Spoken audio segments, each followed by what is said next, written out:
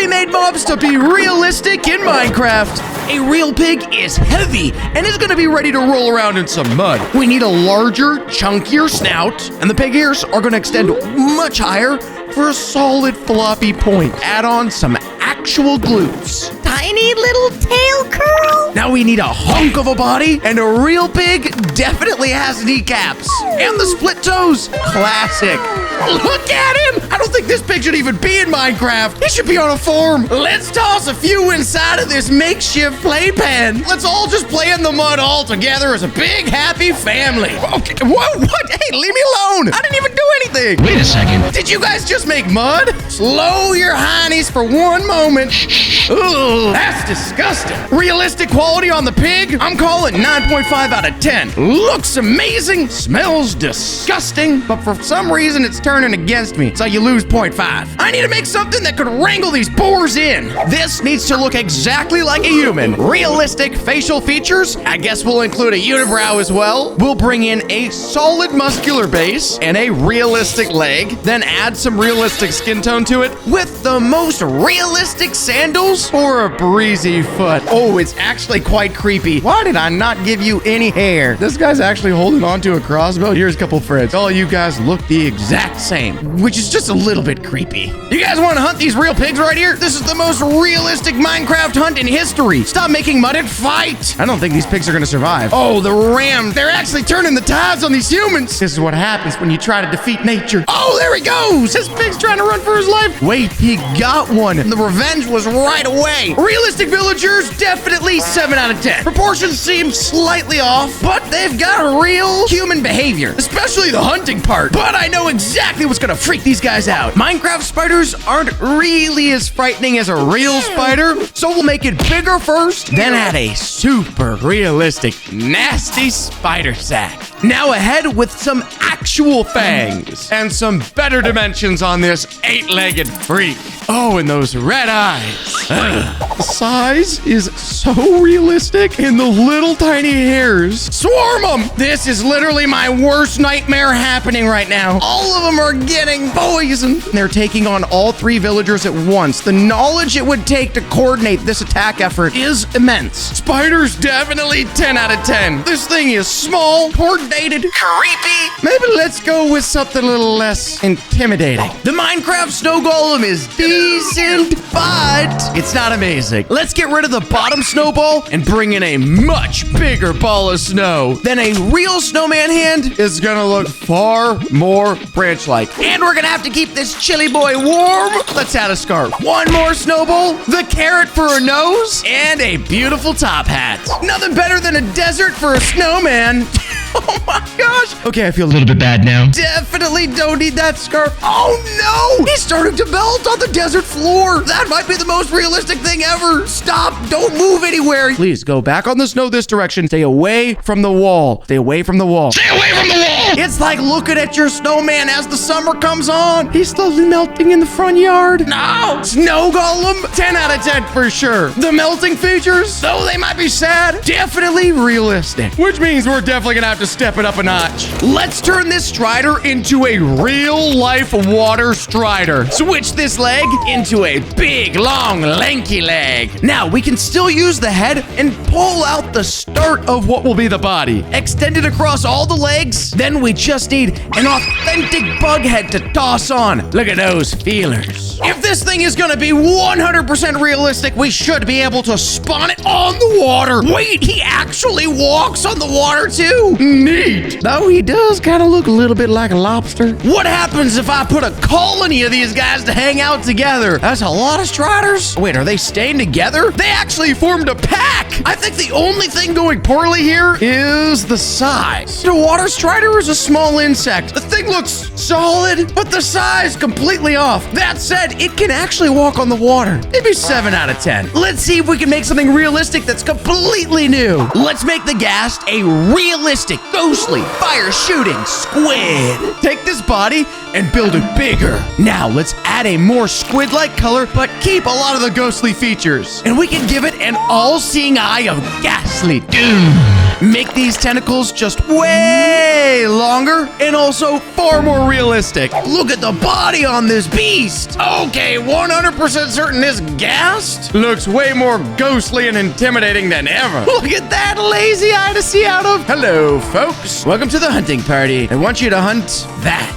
Oh, but the ghast fires the ink blast. The problem for these villagers, though, is that they can't even actually see that guy, because technically speaking, it's a ghost. This ghast has got down every villager except for one. That might be the final smack. Realistic ghast, 5 out of 10. Dangerous and intimidating, but I don't think this thing actually exists. So let's make something ultra realistic. We can turn this creeper into this thing called a bombardier beetle because they actually shoot explosives. Tilt the body up, just drop the head right out of the way. We need a much larger body and the antenna bits, and then we can add the explosive sack.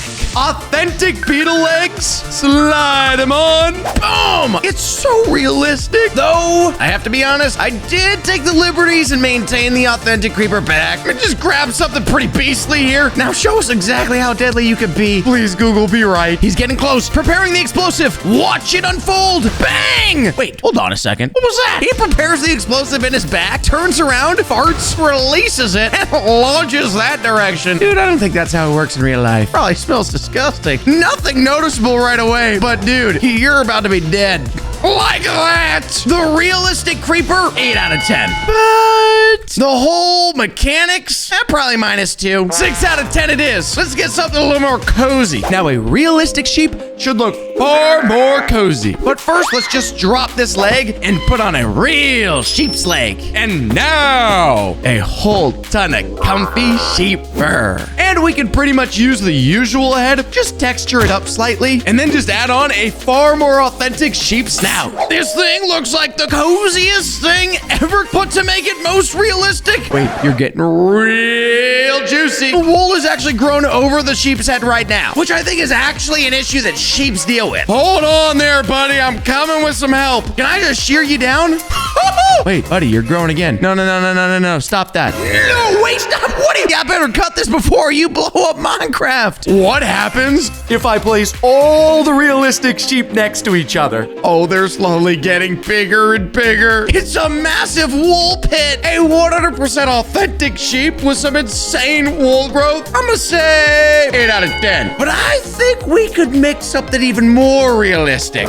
We can make a wandering trader a door-to-door salesman. One human skull with human skin, and of course, some more realistic nostrils. Now we can beef up these arms and blow up his chest. And then it just has to make sense with some more proportionate legs. My goodness, look at him, already right on a mission. He says, I know where to go. I've been selling knives daily for years. And he's actually knocking on the door. Okay, you're breaking it. Please, don't do that. No way, he left. A new door? Okay, what about this door? Anybody in there? Hello? He left again. You've got to be the least persistent door-to-door salesman I've ever seen. What do you, okay, don't, come on. I didn't mean to jinx it. Don't bother me with your goods. What do you got? He's got a knife set. Man, I ain't got no money. I'm broke. All right, buddy. I'll grab you your 8 emeralds. You know what? 64 will do. There you go. I've got the knife set. Go ahead and try to sell to these other villagers. But oh, wait a second. Guess they don't like the door-to-door thing around here. The whole village is ganged up. Dude, run.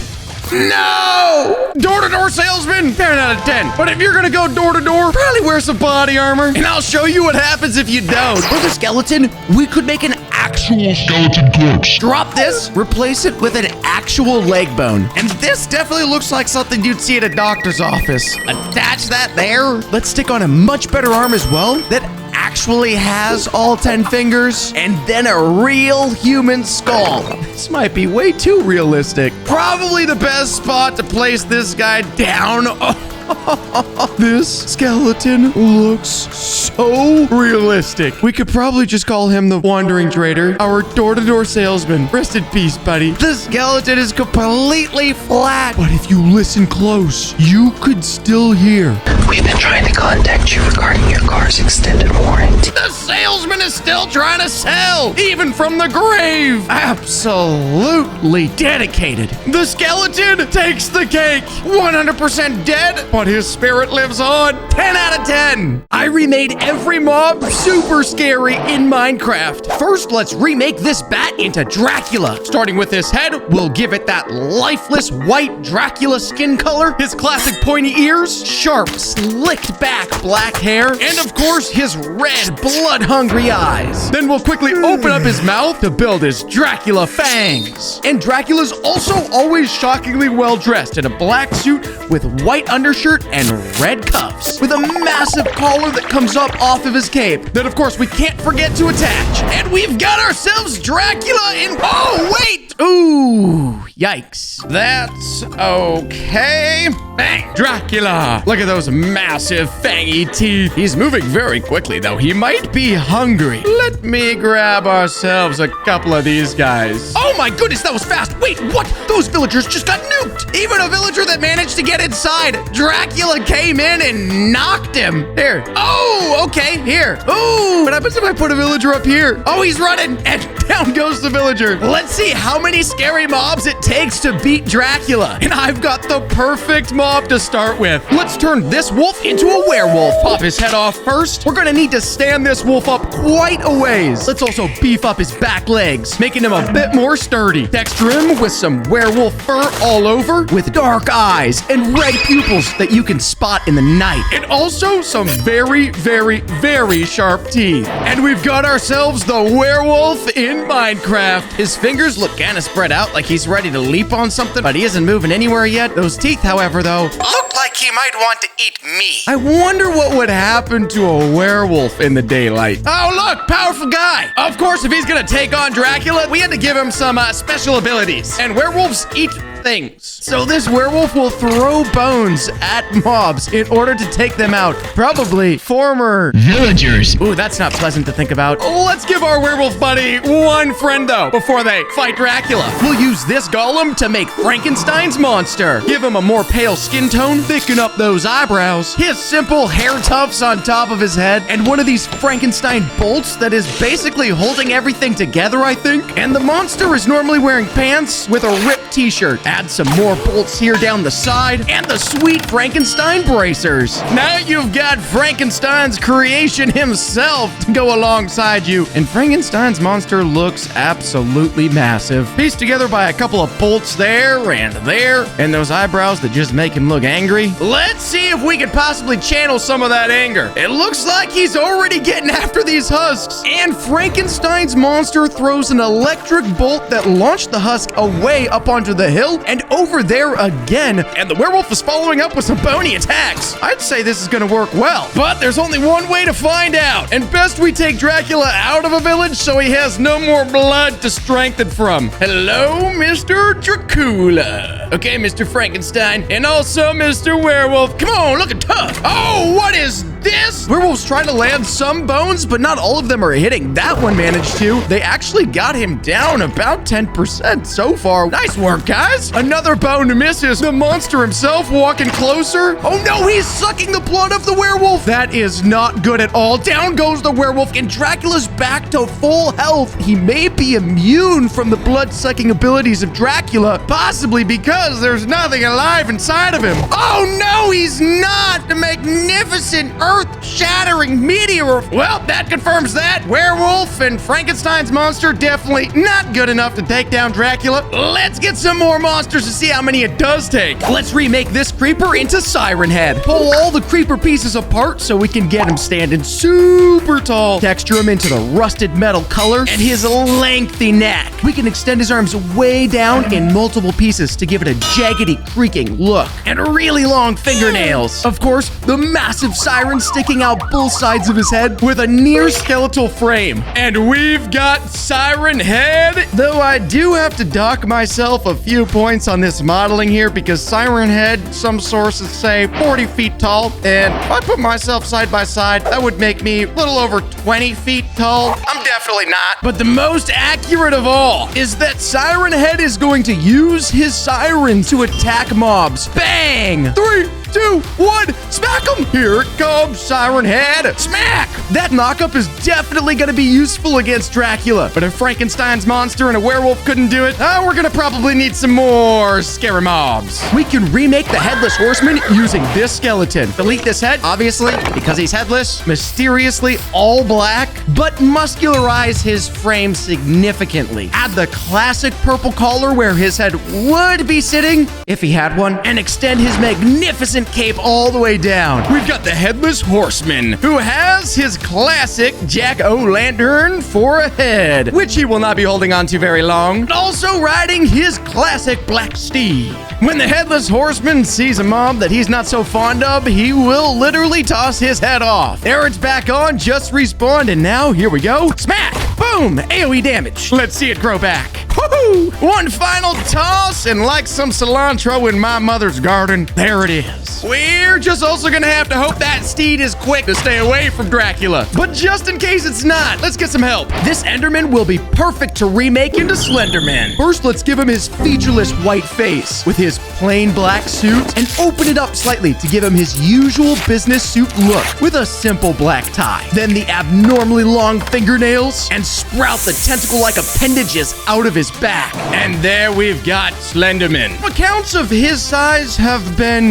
mixedly reported, but he's always wearing that black suit and that black tie, and these appendages coming off of his back with a mysteriously plain face. One of my personal least favorites, just because of how scary he is. Let's not think about it too much, though, and put those tentacle appendages to good use. Slenderman won't even have to approach the mobs. He can pull up the tentacles from the ground. All of them are gonna get hit all at the same time. He can send out the tentacles all over the place, which means I'm feeling confident about this one. Hello, Mr. Dracula. Brought you some friends, Slenderman, Siren Head, as well as my good friend, the Headless Horseman. 3-on-1 this time, buddy. Let's see what you can do. Oh, okay, he's going right at it. Oh, but Slenderman responds. They've also all grouped up, and Dracula's gone in for a bite to suck some blood, recharge to full health. Slenderman is chasing him back down, though, trying to reach him. Unfortunately, it looks like the tentacles are not able to reach. Mr. Headless Horseman is keeping that head on a little too long. I'd highly recommend you toss it off. Finally, the head comes off, but not in time for Slenderman to still be alive. He is down, and down goes the Headless Horseman as well. Dracula's seeming way too confident right now. That didn't even manage to reach him, and down he goes as well. Okay, we definitely are gonna need some more help. Let's turn this zombie into a mummy. Instead of the classic Minecraft green skin, let's go for an authentic rotted skin color. A pair of mummified yellow eyes, then start wrapping him up in the mummy bandages. Arms too, body and legs, with one mummy bandage string hanging loose off the side. We've got ourselves a mummy. I really hope those bandages are gonna be strong enough to withstand a few bites from fangs, though I'm not really sure if there's any blood left in this guy right here. Of course, if the mummy is anything, it's definitely rotten, and in the spirit of being rotted, this mummy can send a plague to attack nearby mobs. Yikes. As soon as the mummy releases the plague, it stays around and continually attacks different mobs. If we brought in a load of mummies and tossed in a ton of husks, oh, yikes. Whoa!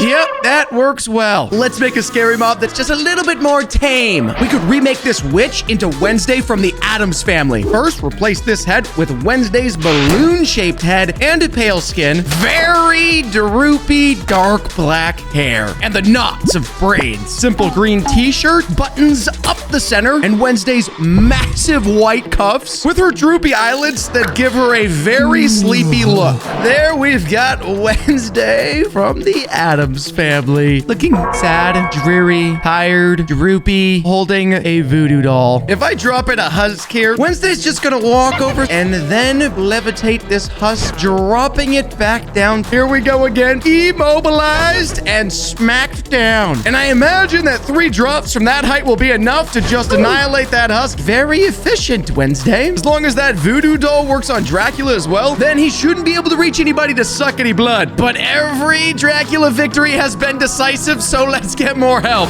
We can remake a Demogorgon using this pillager. We'll need to replace his clothes, texturing a more ripped skin look. Lankier arms with long, crooked fingers. The pillager head needs to have the dark Demogorgon opening, and the large opening mouthpieces with teeth scattered throughout, with a pair of longer legs and sharper toes. We've got ourselves the disgusting looking Demogorgon. Ooh, those teeth look absolutely gross. Don't blame you for being an angry little monster. Of course, a Demogorgon doesn't just roam the world. It can appear out of nowhere, teleporting underground in a new portal, popping out and firing off an attack at each husk. Disappearing so Dracula couldn't get him, reappearing and firing off, nuked him. Let's see if they'll be able to cover the distance over to this husk. Unfortunately, it looks like that might not be the case. May have accidentally not increased the range of his abilities enough. That's okay though, we can still get help. Of course, we're gonna need a creepy clown. So let's remake this villager. Let's pull up his body and move his arms and head forward slightly and put on a big red clown costume with that tuft portion around his neck. Of course, white face paint and a big red nose. One massive smiling clown mouth. Creepy orange clown hair. And one of those clown black top hats that barely fits. The scariest of clowns! Would definitely not want this guy at any birthday party ever. They just look inherently uncomfortable to be around. Get away from me, buddy! Clowns being happy and all, I wanted to give him something especially sweet and pie toss. That is actually poisoned and will continue eating away at a mob that receives the pie throw. You've been pied yet again, buddy. I also didn't really think this one all the way through because it doesn't do very much damage. Pie isn't a very hard material. Not to worry though. We'll create one last mob and then take down the Drac. Let's make this piglin into the hash-slinging slasher that SpongeBob is afraid of. Make him shorter and give him his black body, round it out for more of a plankton-like look. Grab his head and make it a nose, the slinging slasher's red eyes, and his spatula for slinging hash. We have got the hash-slinging slasher. Tiny but angry, slinging hash with that spatula. Quite round or rotund, but of course his round nature is only because of his great strength. Our hash-slinging slasher can toss mobs into the air and flip them on their head. See you soon. There you go. Sayonara. I think with the hasher, slasher, slinger, dasher, we're going to be able to put these three to good use. And Mr. Dracula should be very, very, very concerned, I hope. Dracula still roaming this graveyard that he has absolutely contributed to. But we've got the slinging slasher, hasher, dasher. No, Demogorgon. A really creepy clown. Wednesday, looking sad. And a mummy, which will be hard to kill because he's already dead. Instantaneously going after Dracula, who seems very unhappy, though he's been flipped upside down from the hacker, slasher, slinging dasher. This is working very well so far, as long as we can keep him immobile. My goodness gracious, upside down again, upside, ripping down, and he hasn't had a single opportunity yet to suck any blood. There he goes, though, finally lands one. Wednesday sitting right underneath him seems like a really poor decision. This could be the team that does it. Demogorgon with a big toss, but they all take a massive hit right there. And Dracula officially passes the halfway mark. But we speak too soon. Down goes the slinging slasher with a blood-sucking opportunity that gives him back about 15% health. I can't stand to watch it. Here's Frankenstein, the werewolf, Iron Head, the headless horseman, Slenderman. Everybody charges towards Dracula, now down to 30% health. Demogorgon does a teleport ability to get closer than all of them. Dracula's down to 15% health. I've got a feeling this is gonna be it, as long as they can avoid letting any blood get sucked. Oh, but they don't! He manages to bring himself back up to about 20%. They may not be able to pull it off. This is one of the closest fights we've ever had. Dracula's doing his best, but he's got himself cornered now, and that's gonna be it. Dracula goes down. It wasn't easy. It took every scary mob ever, but eventually they came out on top. I remade every mob into dinosaurs in Minecraft. First, let's remake this wolf into the most powerful dinosaur of all, the Tyrannosaurus Rex. Let's start by turning this wolf head into a real T-Rex head and add on some really sharp teeth. Then we need to raise it way up and transform his wolf body. And the T-Rex is always looking like it's leaning over with a really long tail on the end. Now take a wolf leg and change it into the tiny T-Rex front arms with the claws too. And the other wolf legs, we could turn into the big back legs on the T-Rex. And he's definitely gonna need some eyes too. Let's see this big boy. Ooh, that mouth looks incredible. Those eyes also quite frightening. And the way he's leaning, if I stand right here, it looks like he might be ready to eat me. Good thing that so far he's just mainly keeping to himself. But of course, a Tyrannosaurus Rex is not gonna be doing really anything with those tiny little arms. So of course he's gonna have to put that big mouth to good use. So I've given T-Rex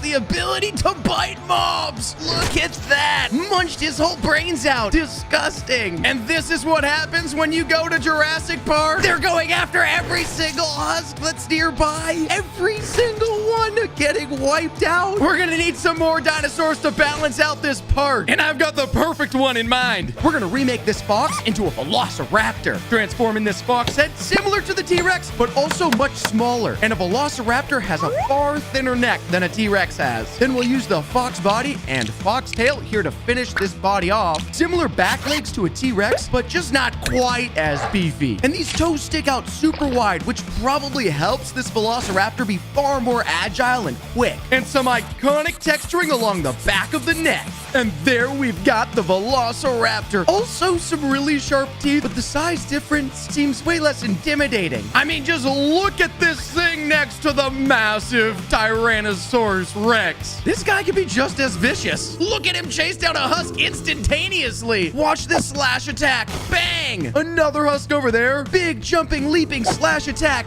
Bang! These guys are absolutely sweet, but I've got an even better idea. Let's remake our very own dinosaur by turning this Enderman into a Kippersaurus. Grab the Enderman head and duplicate it into a longer head. Turn it to my favorite color, blue. I want to do something with this up here. Some sharp, mean orange eyes. Let's go for a thinner, long-shaped body with spikes all the way down the back with two major pokey ones. And this will turn into a super sweet hairstyle. Now he's got some sweet, scaly skin too. Oh, and of course, he needs some strong back legs as well, though. Look how righteous this guy looks. Absolutely intimidating. Also, look at his sweet blue color. He does look kind of mean, though, to be honest. Oh, where's he headed to? What are you doing? Oh, wait, hold on. Definitely not a good idea to be inside Jurassic Park. Not when Kippersaurus is on the loose. Now, well, hold on there, Kipper. Let's not go over all the villagers. Oh, yeah, okay, there you go. Bye, buddy. I'm so sorry. Maybe this was a little bit of a bad idea. That's okay. No worries. I can fix my mistakes. There you go, Velociraptor. There you go, Tyrannosaurus Rex. Oh my goodness gracious. Kippersaurus just jumped on top of him. Oh, no, Mr. T-Rex, Mr. Velociraptor, please, guys, you can survive this. Just take him down. You got him to almost half health already. I mean, seriously. Oh, no, don't bite him in the butt. That's gross. Oh, no, the T-Rex goes down. Where's the Velociraptor? It's gone too. Oh, this is not good. This is not good at all. That's all right. We can make some dinosaurs that can take down the Kippersaurus. We should turn this skeleton into a Dilophosaurus. First, we'll grab the skeleton head, and the Dilophosaurus head looks completely different than any other dinosaur. And it also has two big, colorful crests of bone that stick out. These skeleton bones can build the skeletal structure here too. Then add some flesh. Now the front legs and the back legs. The Dilophosaurus is also really similar in size to the Velociraptor. And we've got the Dilophosaurus. Look at those wings. I mean, they're not actually wings, but they sort of look like wings. But the Dilophosaurus is definitely the cutest so far just because of that. And we're gonna need him to fight my creations, so I've given him a unique ability. The Dilophosaurus will actually spit out poison, and they're going to take constant damage until they get nuked. Question is the range on this attack, because that husk is all the way over there, and this Dilophosaurus is not doing much over there. I would not recommend getting closer, though, buddy, because if you get this close, then you are getting absolutely annihilated. That is going to be useful. It looks like a painful death, which is probably what we need to deal with the Kippersaurus. We'll make a Triceratops from this cow. Beef up these brains, because a Triceratops is juicy big, and he's got large horns pointing out the front of his head, with a large bony shield right behind it to make his head mega strong. One of the chunkiest chunks of body yet. And the Triceratops also has sort of stubby legs, but all of them are super strong. Let's make his horns look just a little bit more authentic too. And we've got ourselves our Triceratops, and he does look authentic, especially his nostrils on the front. And this beefy boy still sounds like a beefy cow.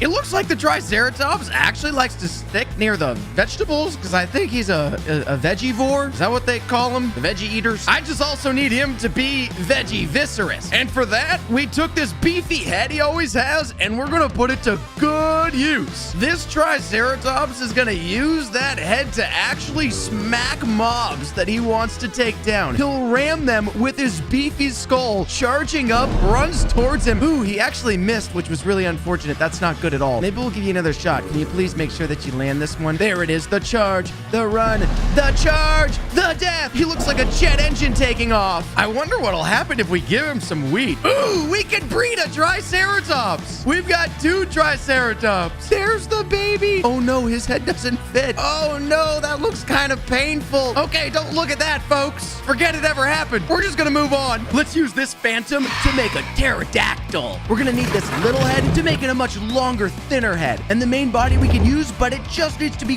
quite a bit bigger. This pterodactyl's gonna need a strong core to hold its wings. Grab these teeny little wings and bring on this massive wingspan. These look far more capable. This guy looks amazing. That wingspan is immense. If this pterodactyl sees any sort of prey down below, like this husk right here, the pterodactyl will actually swoop down from the sky and grab this husk from the ground. He'll then fly him up into the air, hold him in his feet, and get ready. Bang! Drop him! But if we put loads of pterodactyls in the sky, we're gonna be able to see them swoop down one after the other, picking up all of the prey in the area. Oh, this one guy has a bunch. That was 3 that he was holding on to. I think this will be huge because I don't think Kippersaurus is gonna be able to get to the skies to take him down. Let's be sure my creation doesn't destroy Minecraft, though. Let's remake the largest dinosaur, the Brachiosaurus. Using this mushroom, extend out this mushroom head quite a ways. The forehead top angles dull horn portion, and this head needs to be thousands of feet in the air, connected by one massive neck. And then we could use the mushroom body way down here. He's actually kind of a long boy. And turn these little mushroom legs into the trunks of the Brachiosaurus legs. We've got the Brachiosaurus, one of the biggest dinosaurs of all time. I've seen one of these things in a museum before. I mean, not the live dinosaur, but the bones of one, and they touch the ceiling. These guys are one of those vegivores too. Have some oak saplings, buddy. Ooh, maybe he doesn't want any oak sapling. Maybe he's not a vegivore. Well, anyways, we had to use that big body for something. So I figure the best thing to use it for is one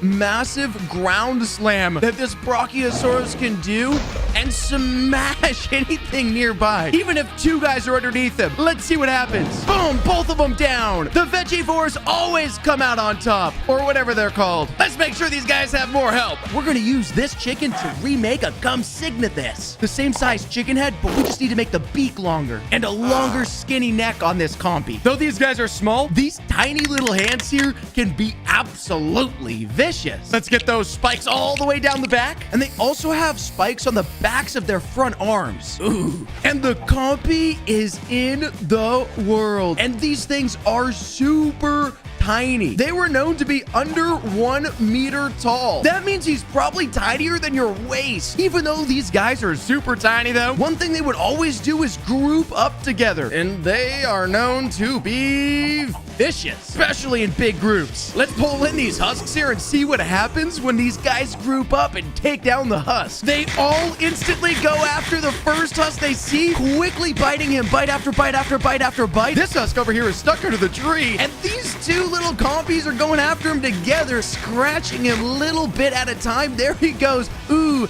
that does not look like a pleasant way to go out. Not that there's a lot of pleasant ways to go out, but that, yikes, guys. Even their arms are still moving. They're eager for more. And being as tiny as they are, it might be hard for Kippersaurus to get a single bite off on one of those guys. But they're still sweet dinosaurs to be made. This pig is going to be perfect for an Ankylosaurus. Take his already chunky head and make it even chunkier. His already chunky body and make it even chunkier. And the Ankylosaurus has hard spikes that run down either side, as well as all the way across the top, with a tail club that it can literally use to whack anything. And these already chunky toes into super chunky dinosaur toes. Ooh, and eyes. And that looks like an authentic Ankylosaurus. Look at the hard spikes all the way down the top of this dinosaur, as well as all the way along the side of the dinosaur. This guy is absolutely beefed up, armored like a medieval knight. And this tail back here that this Ankylosaurus has can actually be used to whack almost anything that he wants. My guess is that this thing probably weighs like 5 tons. So if he decides to get angry at this husk like he is right now, oh boy, you're about to be batted like a baseball. Okay. Ooh, it was a total spin around. This 360-degree spin will probably hit every single mob in the area. Ouchie. Good thing that this Ankylosaurus and all of these compies are working together, because one of those tail spins would probably be the only thing that would be able to take out an entire group of these guys. Things are looking good so far, but my creation is pretty strong. Let's make a couple more dinosaurs. Let's remake this creeper into a Pachycephalosaurus. Round out his head a little bit with little spikes that run outwardly around the head and the multicolored texturing. Dupe this creeper body for another long body with a pair of little front legs and bigger back legs as typical, and the classic yellow eyes. Hello to the Pachycephalosaurus. I hope I'm saying that right. We may just have to call you the Cheesy Dino. One of the more colorful dinosaurs so far, and one of the unique things about them is the horn structure they have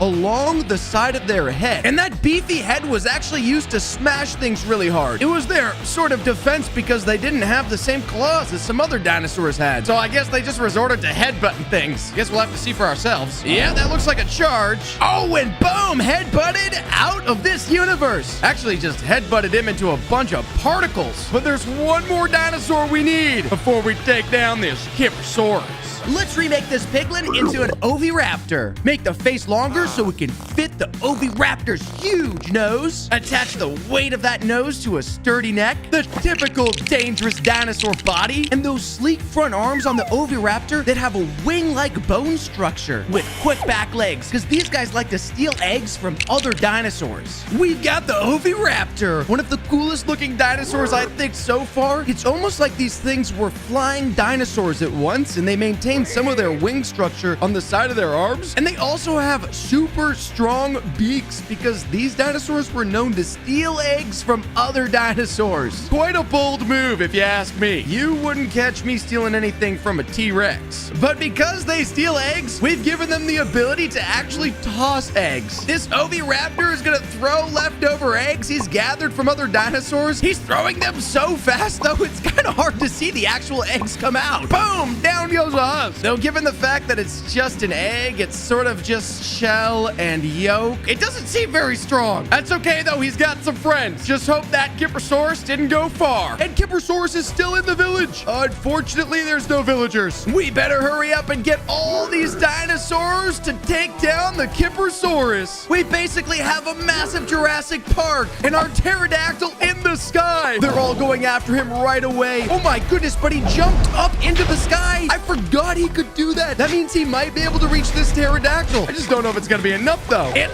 looks like they're able to quickly do significant damage towards this Kippersaurus, but unfortunately, he was using some sort of freezing AoE attack on all of them at the same time. They're all taking serious damage. The pterodactyl hasn't even used one attack yet. Down goes already one dinosaur. Take down this Kippersaurus. Oh no, there's only 2 dinosaurs, 1 dinosaur left. It's just the pterodactyl. But wait, a bunch of compies have raced in to help out. They're all taking little tiny bites out of the Kippersaurus. Oh no, but they're going down fast. There's only just a few left of these compies. I don't think they're gonna be able to do it. Kippersaurus jumped up and took out the pterodactyl too. The last couple compies. Oh no, not my creation. I remade better versions of every mob in Minecraft. Zombies are traditionally kind of boring, so let's make it way better. Starting by giving it all these rips on its clothing. And to make it really cool, I'm gonna have acid flowing through its body. I'll also have his ribs showing through the body just like this. It might be a zombie, but the skeleton is awesome. Let's grab this neon green and use it on the eyes. Then I'm gonna remove his arm here and replace it with some corroded bone. When I think of zombies, I think of infections. So I'm gonna give it this giant mass on its shoulder. Oh yeah.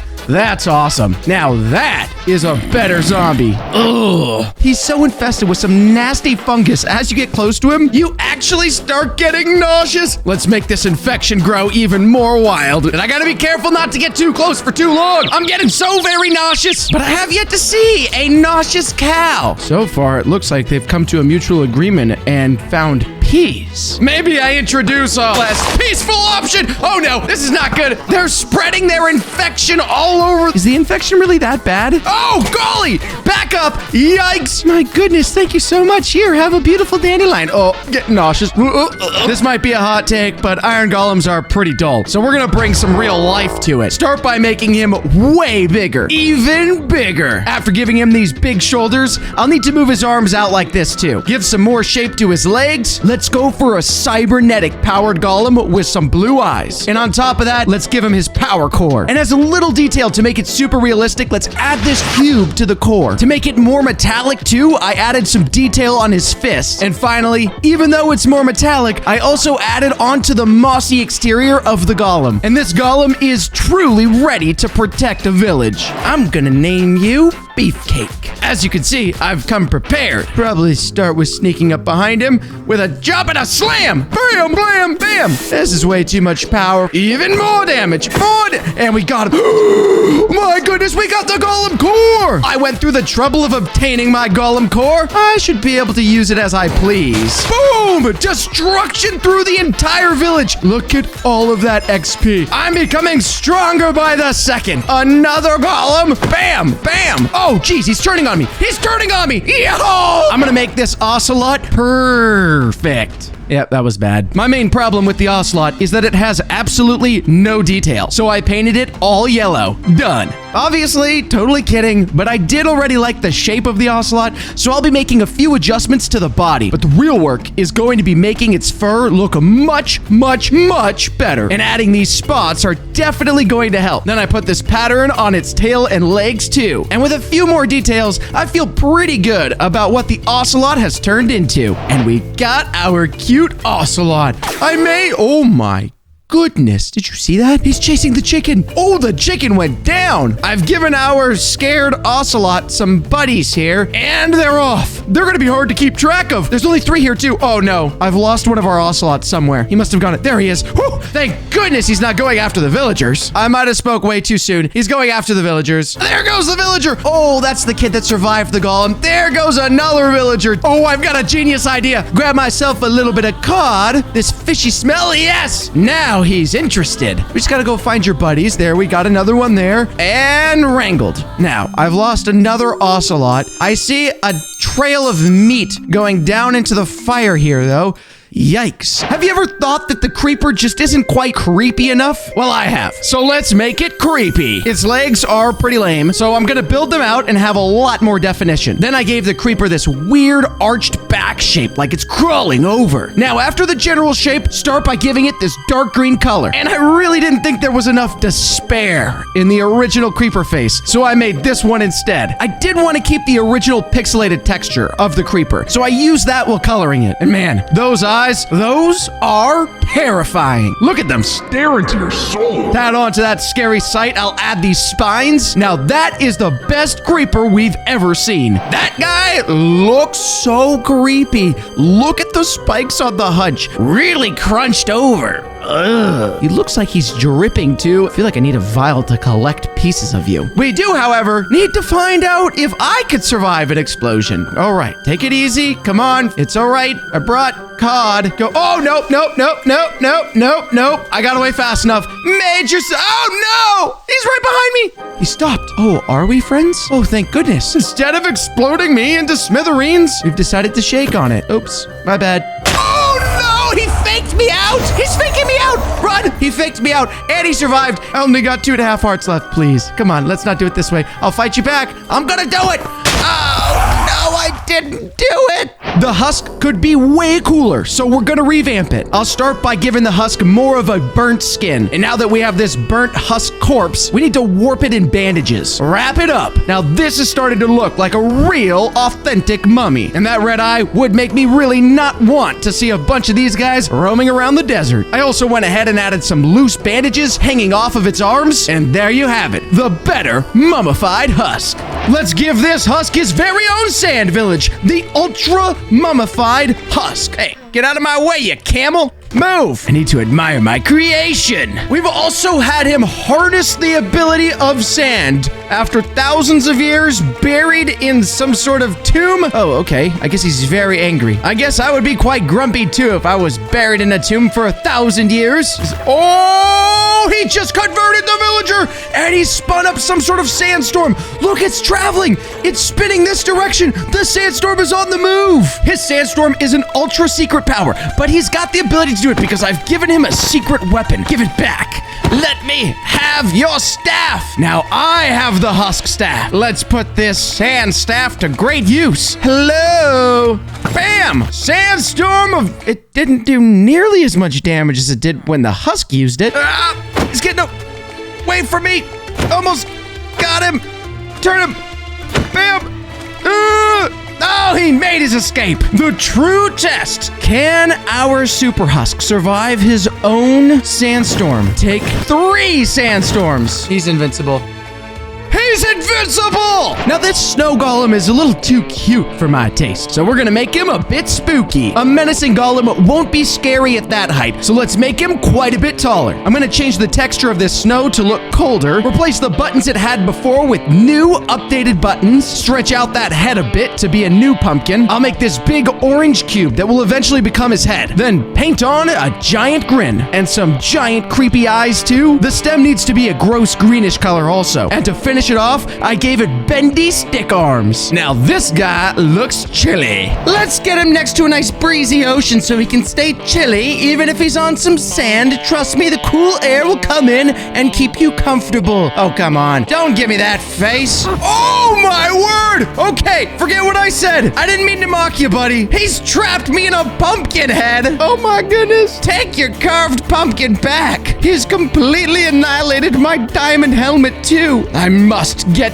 payback. Oh, that did not work well at all. He's going in a circle all around the Vindicators, throwing snowballs, freezing all of them. I told you the cool breeze was coming and everybody's frozen. These are snowballs that you do not want to run into in a snow fight. These snowballs hurt. Hopefully you can survive. Oh no, he got me again. The glow squid is just a boring, boxy sea creature. So I'm gonna make it a ton better. I'll start by duplicating its head and stacking it on top of itself to make it much longer. Shave off the edges to shape it a little bit. It still needs to be a glow squid though, so I worked the same color scheme into it. I also like the idea of giving these glowing spines along its back. These eyes on the side of his head are goofy looking, but they'll work perfectly. And these really long tentacles will really make the whole thing come together. And now that is a new and improved glow squid. All right, I've locked off a beautiful pond for our glow squid to hang out in, and he's very stiff. I tried to give you enough space to move around, but you're quite a bit larger in person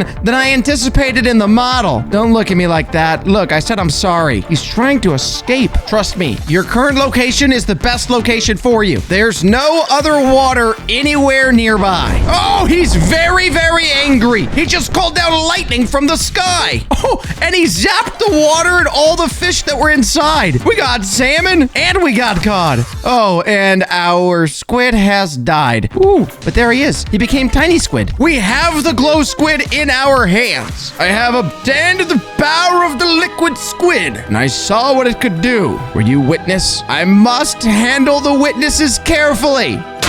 Oh my goodness! Blam! Oh my gosh, that is insane. Hey buddy, boom! Boom! Oh, another horse. Hello there. Oh, yikes. We only have regular bees in Minecraft. What we need is a queen bee to rule them all. I'll use some bee bodies to make a bigger bee shape. Can't forget to give it some stripes. The bee is gonna need some super large eyes too. I also added these legs, even though you can really barely see them. What's a queen bee without a crown, right? A giant stinger to defend all the loyal bees. And to finish it off, some giant wings to lift up that big heavy bee. I believe this is ready to go. Get it? Believe. Yeah. Give this beautiful bee its very own bee home where there's no hive currently, but I'll leave that up to you since you are the queen bee. Everybody knows the queen bee needs to protect her territory, her hive, her honey munchin'. And for the sake of science, I must show you exactly what that looks like. The queen is collecting resources for the hive, and now the queen is coming after me, which means I very quickly should probably run away because the queen bee is getting very, very, very close to me. Okay, stop. Ouch! Oh my goodness, the baby bees are here! An entire bee colony! Oh, they're going fast! Oh my goodness, I'm almost knocked! No, clear the poison, clear the poison. Thank you, Squid, for the rock hod. Nope, back at me. Okay, I'm fighting back. That's it. Oh no! I know where you live. In fact, I created you, and you all have been annihilated, and I've obtained your wings. Look at my beautiful, beautiful bee wings. I can run and flap like a queen bee. I am the queen bee. Beautiful aerodynamic wings give me power to jump as well. Ooh. I'm not as graceful as the queen, but I can be reckless. The Enderman is already cool, but I think I can make some additions to make it even cooler. I'll start by changing the color to be a little bit more purple than black. Then I'll give it a lighter rib cage. Also these pink eyes instead of the standard Enderman white eyes. Now to really add something new, these large pink crystal growths. And these crystals are super powerful, sending energy flowing through the Enderman veins. A little more pink and purple, a little bit here, a little bit there. And now the energy-infested Enderman is looking good. The energy flowing around this Enderman in-game looks immaculate. Sizing is strong. I come up to about waist height, typical. And Endermen truly have to be extremely, extremely spooky. These are guys that you would not want to look in the eye. And anytime you do, you'll find yourself instantly blinded, and the Enderman spawns right behind you. Oh, he's staring at me. Watch. Oh, that's spooky. Just one more look. Why don't I?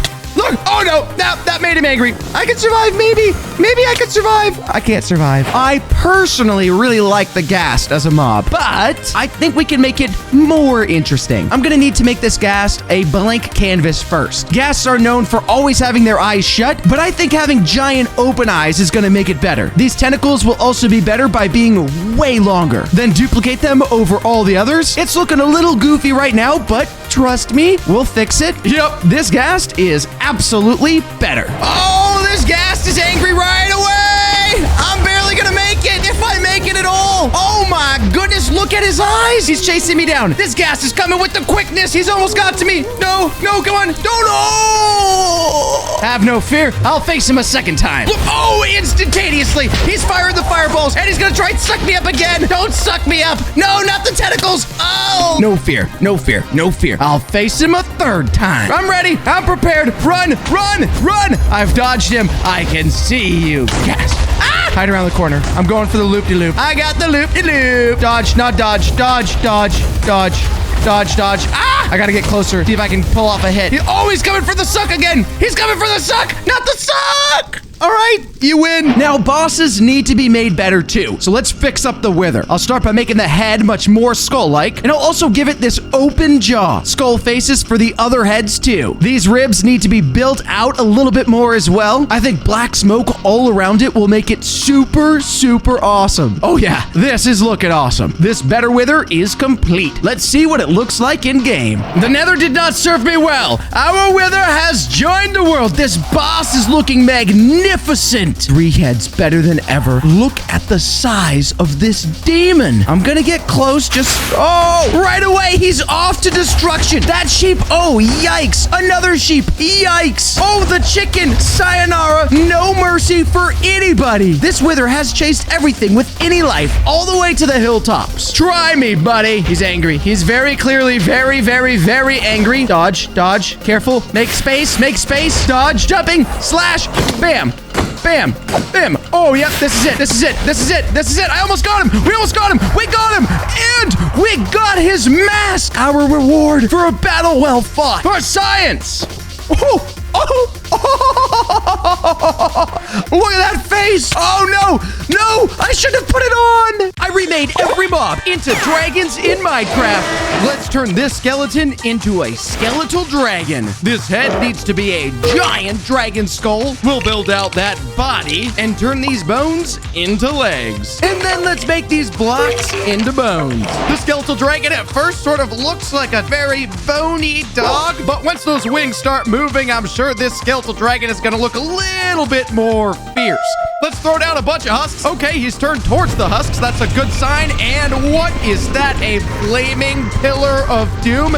It slowly goes out, headed towards these husks. The pillar has no sort of targeting. He managed to get hit by the next one, though. It just sort of goes in a straight line. And if these husks just walk away, well, then they tend to survive. This creeper will be our wyvern creeper. First, of course, is making that head into a dragon. Give it some flaring horns, give him a body, and a set of legs. And a wyvern has its wings and arms combined. Give it back that creeper coloring, and it's ready to rock. Now that looks a little bit more like the type of dragon I'd expect to see. A slightly different species. The blood inside is probably green instead of blue. Oh, wait a second. When this guy walks, he sort of looks like he's dancing. Watch him move. Let's turn that dancing down a bit and see what he can do. Okay, here goes our wyvern creeper. Oh, he's dancing real fast before he goes for an attack here. Bam! Creeper had explosive. Another explosion. Bam! 2 husks that time. It looks like he's not shooting quite fast enough to group him up, but it is hitting directly on target. Let's find out which one of these guys comes out on top in a head-to-head battle. One pillar comes out from our skeleton, and one head was fired off by our wyvern. There's the pillar, but the pillar was avoided because it has no targeting ability. The creeper stands 2 hits and gets hit by that pillar. I don't think he's catching on that he should stand out of the blue fire instead of standing inside of it.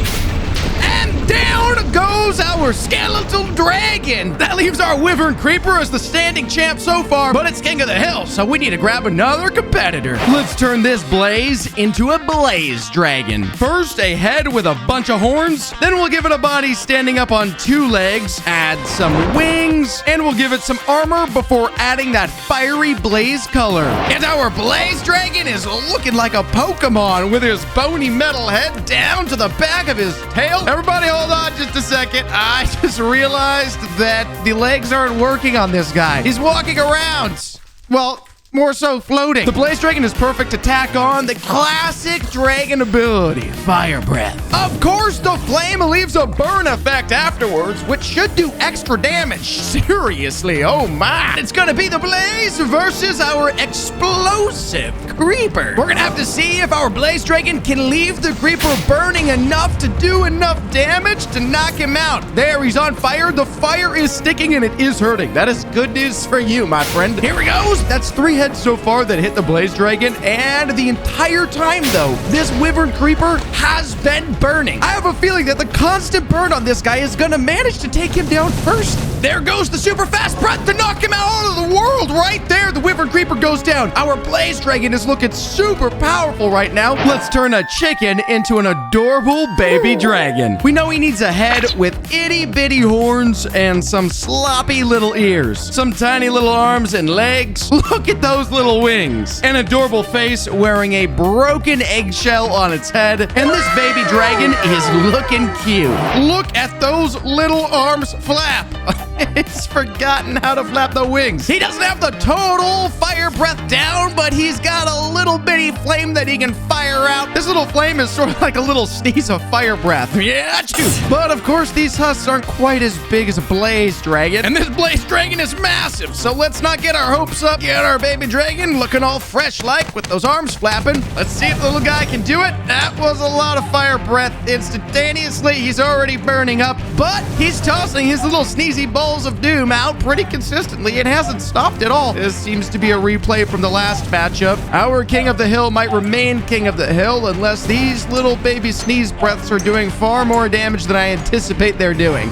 Oh my word, and they are! This is the upset of the century! The baby dragon took the win! Our king is a child! We're gonna have to see how long that lasts. We'll make this Enderman into an Ender Hydra. To be a Hydra, this guy's gonna need at least 3 heads. So we'll give it a base body with a super long tail to balance out those extra heads. And add some strong legs to support that extra weight. Take that head and triple it. Look at that massive dragon. This perfectly crafted model with 3 heads. And of course, if the theories are correct, these heads should grow back. Our baby dragon is gonna have to prove itself on this one, especially when the Ender Hydra has a poison breath, a constant black flame that comes out non-stop. Watch this. Bam, bam, bam, bam, bam, bam, bam, bam. Oh, he survived. Oh, not long. Yikes. That flame breath is looking magnificent, and our little baby dragon doesn't quite have the same ability, but the determination in this little guy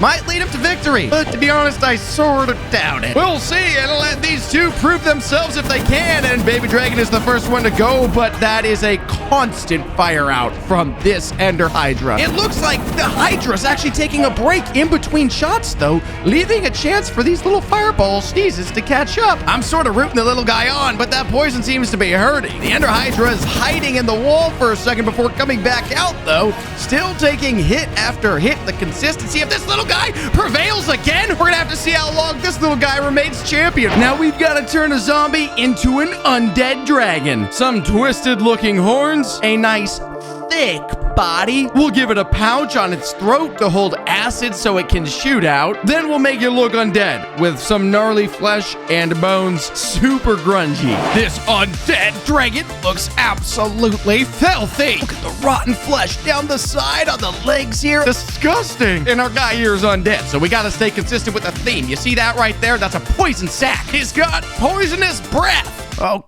darn it, I left his front legs not working properly. But the poison breath is working perfectly. It is absolutely toxic. Watch this guy breathe it out. It's not really a breath. It's more of just sort of vomiting onto mobs. I don't know if you heard me or not, but good luck, buddy. This undead dragon is pretty toxic. And here goes the baby again with the first fireball out and lands the first 4 or 5 hits at first. And there goes the toxic pool, and this baby is standing right inside of it. Just right inside of the puke. Even inside of the pool, though, little baby dragon is still tossing out those sneeze balls, so that's good. And those sneeze balls have seemed to be super effective. So as long as those keep coming out, it should be pretty good, but not good enough. Oh my goodness, our baby dragon is all chicken. Absolutely toasted by our toxic undead dragon. We've got a new king in town, ladies and gentlemen. Let's turn this guardian into a sea serpent to guard the oceans. We've got to build out this body into a head and long serpent form. Stacking a bunch of guardian bodies together will give it lots of cool spines. Add some giant fins to the side of its head to make it fishy, and give it those guardian orange accents and some dark scaly patterns. We've got to keep everything inside of the arena, so our sea serpent might be at a light disadvantage. Let's see what he chooses to do, though, against a couple of these husks here. He's targeted them, and he throws out frozen water. It's not sea or land. It's in the middle. Comes right out. Boom. Freezes in place. Locks the mob down temporarily before exploding on top of them. Oh no, that one landed on himself. Oh my gosh. And putting everything together, we forgot the brains of this guy. He's completely cornered himself against the wall here.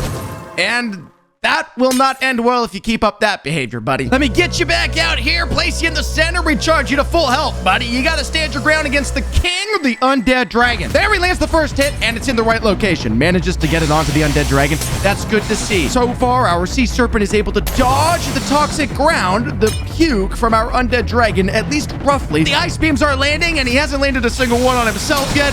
which is a good sign so far. Our sea serpent is managing to correct things from the battle against the husks. And down he goes, because he cannot get out of these toxic pools here. Nobody has seemed to figure it out yet. An iron golem is perfect to make an armored dragon. Our armored boy needs to be extra thick and bulky. Stubby legs and tail with a huge head and heavy body. This guy's basically got a hammer for a head and armored plating all over. We'll color him so he's like made up of rocks and ores. Look at this beefy boy with his little wings. One of the beefiest dragons we've got, and my hope is that this armor, we can see it act as a sort of protective barrier against the toxic nature of the undead dragon. He sort of wobbles side to side as he walks around ever so slowly. But all that extra weight isn't useless. The armored dragon has a shockwave attack that does an insane amount of damage. Boom, knocked that husk up and dies on the way down. And the way that the armored dragon charges to do his attack could get him out of any toxic pools that might be underneath him. Let's see if it pays off for him, though, against the undead dragon. I hope that armor holds up at least a little bit. The undead dragon corners him, backing the armored dragon up, but the charge comes in and the puke comes out. The armored dragon backs out of it quickly, though. That's the most effective back out we've seen. Another charge comes in, manages, but gets stuck inside the first layer when he goes back for the charge, and now the pools are everywhere. No matter where he moves, he seems to be climbing into a pool of some sort, and the undead dragon is taking damage. Wait a second, flame comes out of him. There goes a charge as well. It's not knocking very high, and he goes down regardless. Oh my goodness gracious, the only thing that's left of this armor is 2 iron ingots. The undead dragon manages to come out on top still. Let's see if we can take this slime and make a slime worm. First, it needs a dragon's head, then a springy, spiraling body like a snake. Give this curly worm some wings, a slimy green texture all throughout, and some slime dripping from his jaw. All right, that is a worm if I've ever seen one. Look at the slime dripping off of his chin. There's not a single feather on these wings. It's all juicy, slippery slime. Even its movement is just bouncing. He looks a little bit more like a spring of some sort rather than a dragon. Our slime worm is gonna throw out projectiles that spread in slime, locking mobs in place, dealing damage to them while they're stuck. Look at that. The slime is slowing him down, has a little bit of trouble getting out of it, and 2 hits will do it for that guy. Our buddy hasn't taken a single hit, so let's just bring in our undead dragon and see who can come out on top in this one. It's 2 hits for 2 hits so far. They've exchanged hits 1 to 1, but the slime is standing in the puke. The range might help this guy actually keep a distance to stay away from the puke. Just like that, but climbs back into it briefly, can't decide what to do. These slime balls exploding are actually making it harder for any future slimes to hit, and he goes down so quickly. That was one of the most decisive wins we've seen so far. This undragon is on an absolute bender right now, taking down everything in sight, deciding he wants to be the Dragon King forever, but I'm still going to build a better dragon if I can. This magma cube will be our magma drake. We'll make it low to the ground and salamander shaped. Give it a curly tail and scales like magma and lava. That's one hot drake. Our magma dragon looks tiny, sort of salamander-like. The bounce in this model looks so odd. He gets thinner and fatter as he moves around. Watch him bounce. Yes, magnificent. Of course, I decided to up the fire breath on this guy. This fire breath is gonna burn, explode, and do a bunch of damage, leaving lava underneath the mobs as well. This should be able to rival our undead dragon, leaving pools underneath. Let's place our undead dragon just a little bit away from the lava. We're about to see if that pool of puke is stronger than the lava pits that our magma drake can make. The pool comes out, it's burning, but the undead dragon falls instantly into the lava, actually taking damage as well. It is working so far. This could be a matchup. It could be close. There goes more lava. That one misses, unfortunately. The toxic pool is hitting him left and right. This is double the man. Oh my goodness gracious. The undead dragon eventually goes down in the lava himself, but it wasn't nearly close enough to call it a tie. It was a decisive win for our undead dragon. Confusing. But not confusing enough. We still need a dragon that can win. And lastly, this wolf will be the biggest dragon yet, a titan. To be a titan, this wolf needs to be huge. Some massive tusks, spines all along the back of that big body. We'll give it a ton of extra spines on its head too. And all those fins and spines make this guy flare up even bigger. The most massive dragon yet, the Titan Drake. The hair? I want some of that product. And the damage of this Titan Drake is immaculate. These husks don't stand a single chance. A beam of doom.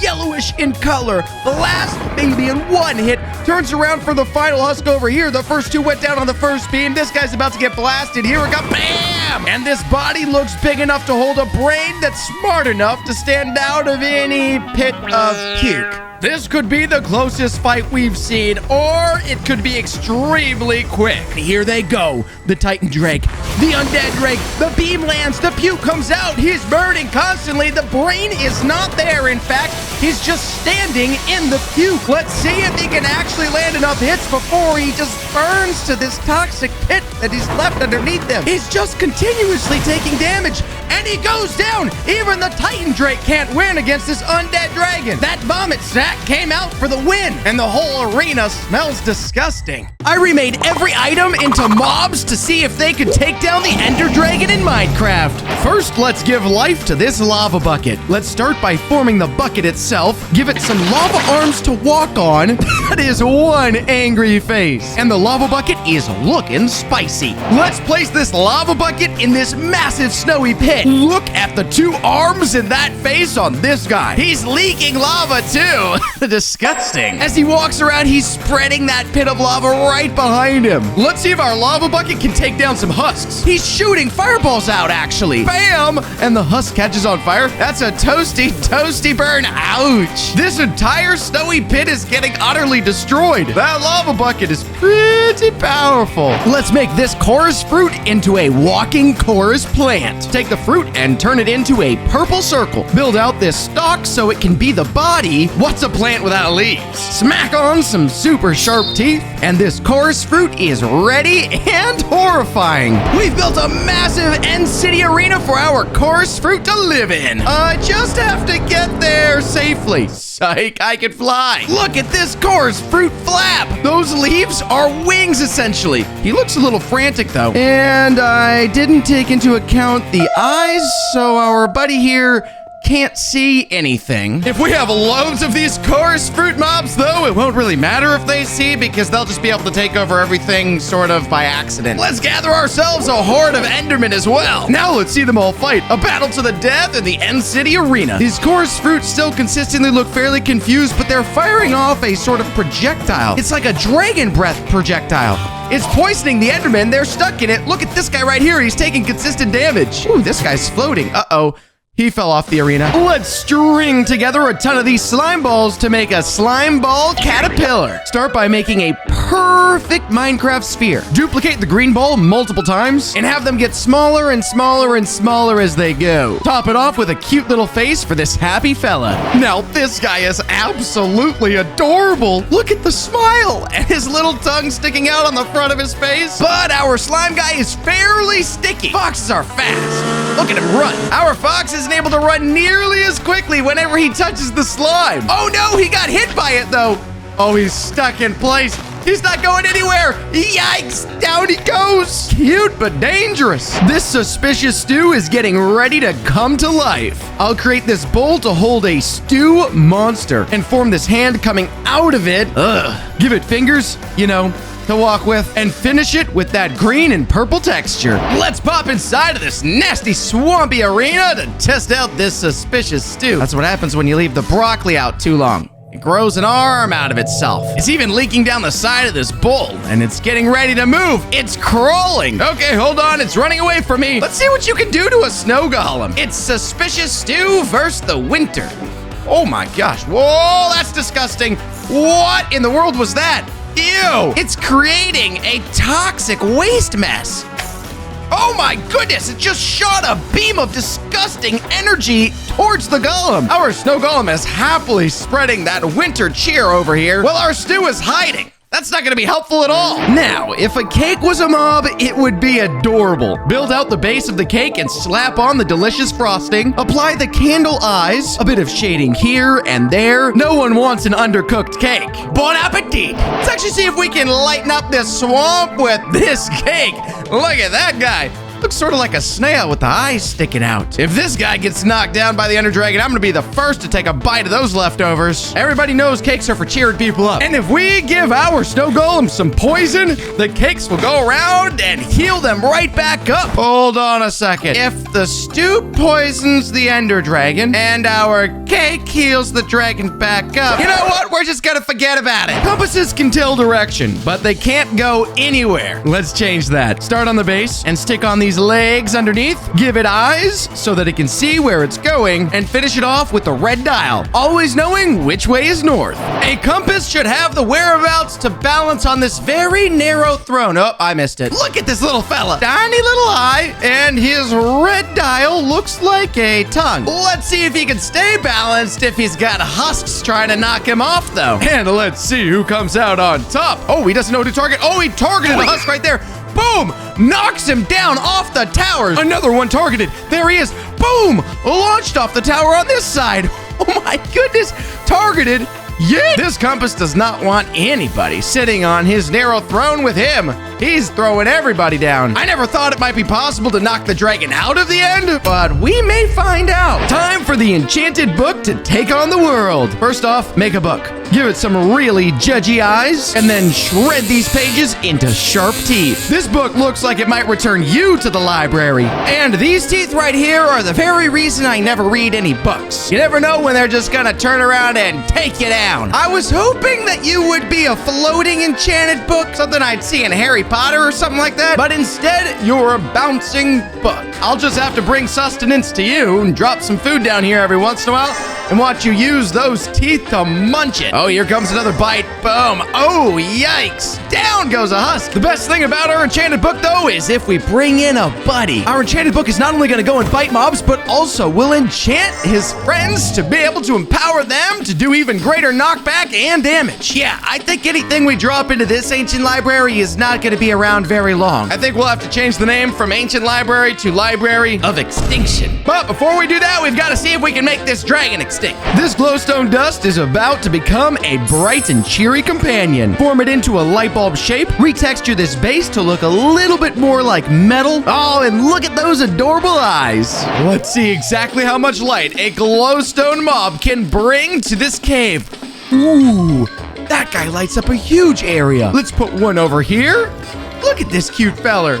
He looks exactly like a light bulb. Pop one there, pop one there, pop one there. We've got this entire cave bottom nearly entirely lit up, but on the dark side. Let's toss a glowstone dust right in the middle of these husks. Ooh, these husks are running away from the glowstone dust. If I place a glowstone dust right here, watch these husks.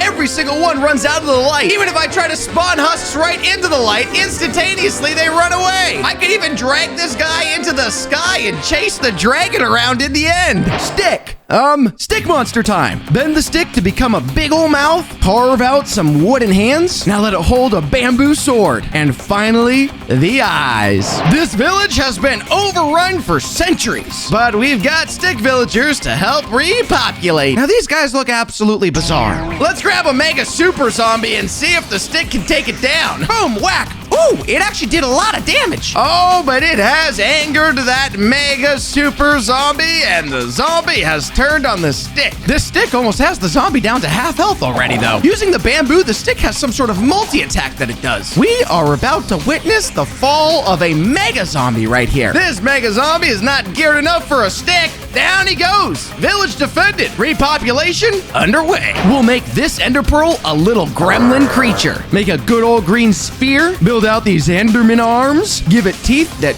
definitely need to be worked on by a dentist. And for the finishing touch, Eye of Ender eyes. This tiny little ender pearl looks like he's scaring something jumping around a corner. And we've got him hidden inside this trench maze. Let's see if the ender pearl or a massive supercharged creeper can get out of the trenches first. Our ender pearl is sneaking up on our creeper now and teleports to him to whack him, then teleports away, then back down again. Teleports in and teleports out before our creeper can even explode. The creeper is not able to get a single explosion off this entire time. Our ender pearl teleports right away. In and out so fast. Boom, smacked him down with ease. This ender pearl might be the strongest item yet. Last up, this golden apple will become a superhero. Start with the gorgeous golden apple base, add a stem. Now it's looking like, well, an apple. Now for some arms and a cape. Now we're talking. Next is the face, so smug looking. Now that is one super apple. Let's bring this apple into the end to get this fight started. Our enchanted apple is looking super and super strong, and he's got a face of confidence. We definitely need all of his buddies though. The dragon is remaining in the air so far, recharging through the end crystals. Hasn't chosen a perch yet. Our enchanted golden apple is chasing him around in the sky. Even with the recharge from the end crystals, they've already got this ender dragon down to nearly half health, and the dragon has decided to perch. What a horrible, horrible, horrible decision. This is gonna leave loads of opportunity for all of these items to do a ton of damage. They get him down almost to a third health in one perch. They're about to knock this guy out of the universe. Down goes the dragon. The items come out on top and take victory. Look at these guys celebrating. I don't know if the light helped very much. I'm making mobs better in Minecraft by giving them progressive growth cycles. First, I'll be making the villager better by turning it into a villager knight and a baby villager. I'll start with this emerald villager shape, then make it beefy. It's gonna be a super strong knight after all. Give this guy some super long arms, and this part will become a helmet. But right now, it kind of looks like an old man's hair. But I also can't forget to give him a weapon to hold. We'll come back to this awesome axe later. Now, let's really make it look more like a villager. Get the basic coloring done, and now it's time to emeraldify him. So I added this giant emerald design to the chest plate, and really went to town making the emerald axe as well. Now to fix the body and animations. I also thought it'd be cool to add this long flowing cape with the villager knight complete. Now for the baby. And I'll start by shrinking the villager body down to just the head. Bring that nose up and make some room for this pacifier. Now I'll make these stubby arms and stubby legs. I'll have the baby villager walking on all fours, of course. Now let's make it start looking like a real villager. It's definitely kind of cursed, but you know we had to give it the unibrow. And now look at those gorgeous green eyes. This is absolutely ridiculous looking right now. Oh my god. I went ahead and made this extra piece at the back to give the baby a diaper. Now that is one cursed baby villager. But let's see how they look in game. Look at how cute this little guy looks. We got his nose on point. He's got that diaper on tight, holding everything in. We shouldn't have to worry about much other than protecting this little guy, as I intentionally put this baby's life into danger. And our baby is crying. Oh, it's so realistic. It's hurting my ears. Don't worry, baby. I'll save you. Yeah, I got you. Okay, you can stop crying now. Stop the crying. Stop. Not so good with the children. All we need to do is turn this little guy into an adult. Just advance very quickly through puberty, and we have ourselves our adult villager. He's already gone to work doing whatever it is that villagers do. But midlife is boring. Let you grow up even further. Embrace your identity. The night villager. You turned out amazing. And of course, our night villager is no longer helpless. Kaboom. Try to take on our knight. Blast him with the emerald blast of death. Buddy, come on, you can do it. Oh, yikes. I may have to take this upon myself. How did you not do enough damage? This thing is so beefy. Look at that, the two-hit wonder. From a distance, I guess me being able to hold the axe for myself was a worthy sacrifice of my creation. In honor of your life, we'll give you a 9.7 out of 10. This axe is juicy. Now, let's make the wolf better by giving it pup and dire wolf variants. And I'll need to kick things off by shrinking that wolf body. It looks so dumb right now, but we'll fix it. Time to get a total makeover. Here are some long ears and a brand new head. Now look at that adorable face. Then I did some subtle texturing all around the body. Wolf pups also have these orange and red colors in the fur, I guess because they haven't grown up yet. Either way, it works perfectly for the mob we're making. This might just be the best baby mob I've ever created. It's perfect. flawless. Now for the dire wolf. Unlike the pup, we'll be making all these body parts way bigger. And they'll be this jet black color too. Ferocious. The regular wolf isn't cutting it, so I started needing to create some of these limbs from scratch. But I'm going to use this wolf face as the base for our dire wolf's head. Attach it and paint it all black too. Then I gave it a red mouth and these super sharp teeth. Now for the best part, the eyes. One will be this bright red and the other will have a scar. I decided to give it ears like this and this thick fur shape all over the body. I nearly forgot to give it a tail. Can you imagine if we made a tailless wolf? Now let's get some texturing done. Here are some claws for them toes, and to really give it the sense that it has seen some serious battle, I added some scars on the flesh too. I definitely would not want to mess with this wolf, but let's see how scary it really is in Minecraft. There you go, buddy. Welcome to your new home. Look at that tiny little tail and that little tongue. Let's give you an adult wolf to hang out with. You can watch over little baby wolf over there. And they have packed up. Look, the baby's gonna follow the mama around wherever she goes. Let's bring in a little danger to put this pack to the test. Boom, pillager. Don't look at me. Look at them. Attack them. Appears that our wolves are pacifists. It looks like it's up to me to teach our baby wolf a lesson. Life isn't easy, buddy. Bam! Oh no! Oh my gosh! The dire wolf joined us! And the baby's crying. No, please don't cry. Please don't cry. The dire wolf came to protect the baby? Yikes. Oh my word, it's a pack of them. They spawned in the trees. I'm so sorry. I take it back. But our wolves are growing up. Oh, it's the big wolf that turned into the dire wolf. Oh my gosh. These dire wolves look so intense. Our baby wolf is just remaining protected though. Oh, not anymore. Looks like our baby wolf got motivated, evolving into a regular wolf. He's running off on his own now. Oh, looks like he's ready to change again. Another dire wolf incoming. Oh my golly. These guys look dangerous. Oh, they're howling. The dire wolf will howl, grow in size, and then charge down. Oh, yikes. That's a lot of leftovers. The pack has cornered villagers in the open, and they are gone so fast, leaving only bones behind. Now, we're friends, right? I come bearing gifts. Nope, I didn't mean to do that. I'm sorry. No, please don't. Don't howl at me. I'm so sorry. Bye.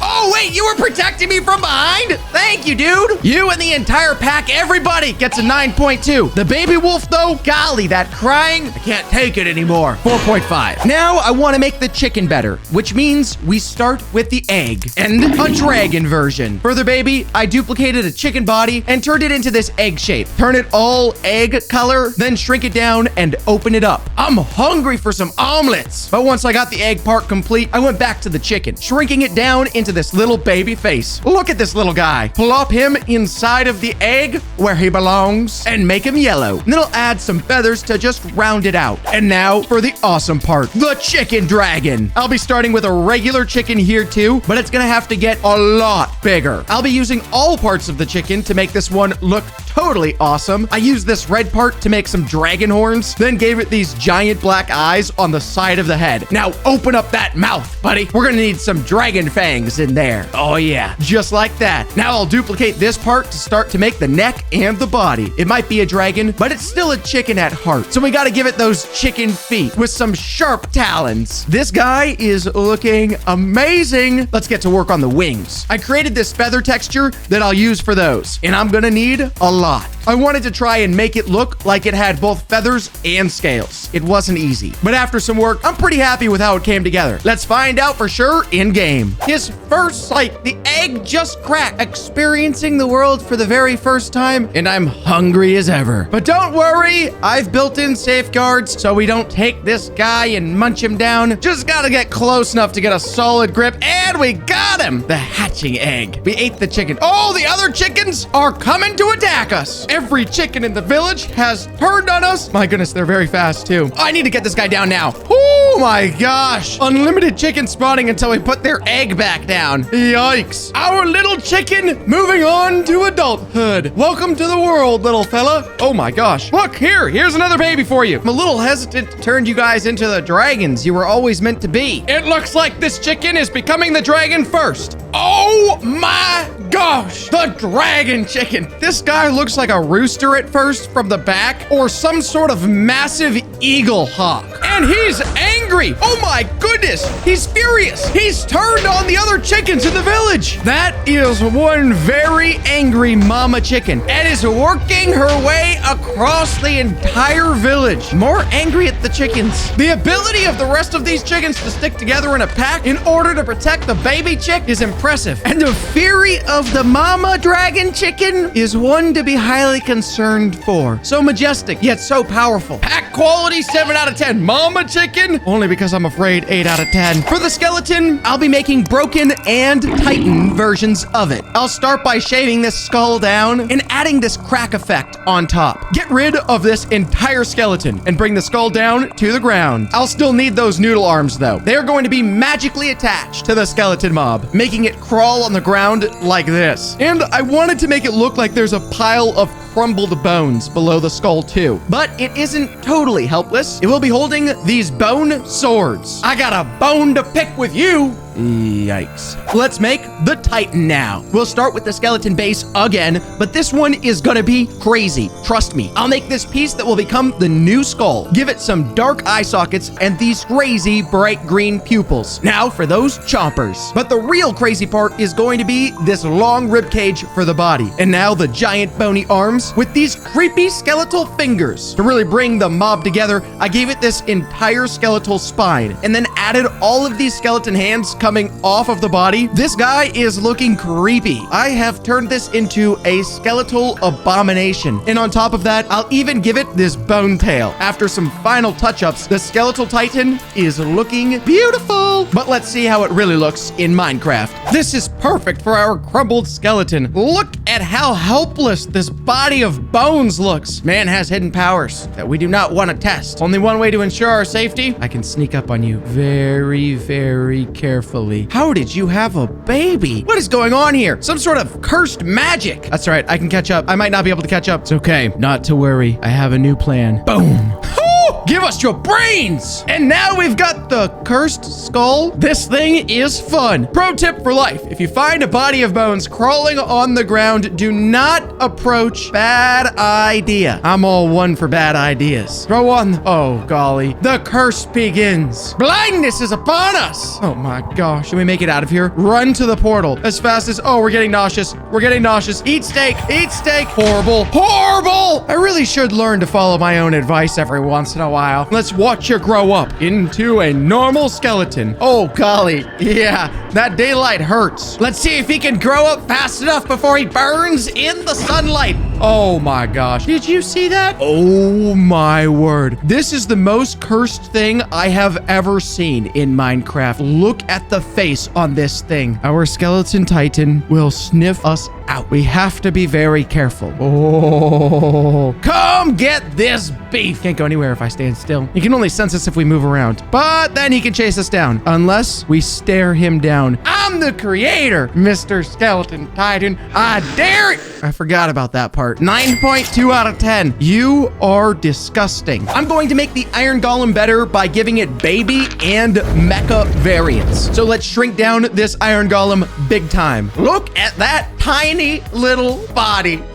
Let's recolor it so it'll be more earthy. I think a baby Iron Golem would be made of stones, so that's what I'm going for here. And the head won't work here, so let's shrink it and turn it into an eye. A big yellow eye will be perfect. Put it inside the body, change the color to be more stone-like, and then I'll start making this cobblestone texture on it. We'll use this all over the golem. Now for the green moss on the head. Even as a baby, it still has this stuff growing all over. I created another piece, and I'm going to use this to make some flowers on top. It's like a bouquet of roses growing from the golem's skull. Now it's time for the mecha. I'll detach this Iron Golem torso and move it up like this, then start to recolor the whole thing this metallic blue. I'll change the eyes to red to make it really get that robot look. I also added this hatch in the back with a door swung open. This is going to be where someone controls it. Now I'll add this digital rose design to the front, and it's time to retexture things chrome. I went ahead and added some long robot arms just like this and fixed the legs in the same way. I also wanted to make the driver's seat extremely comfy looking. And with some final exhaust pipes and robot parts, that just leaves us with the joysticks to control the golem. This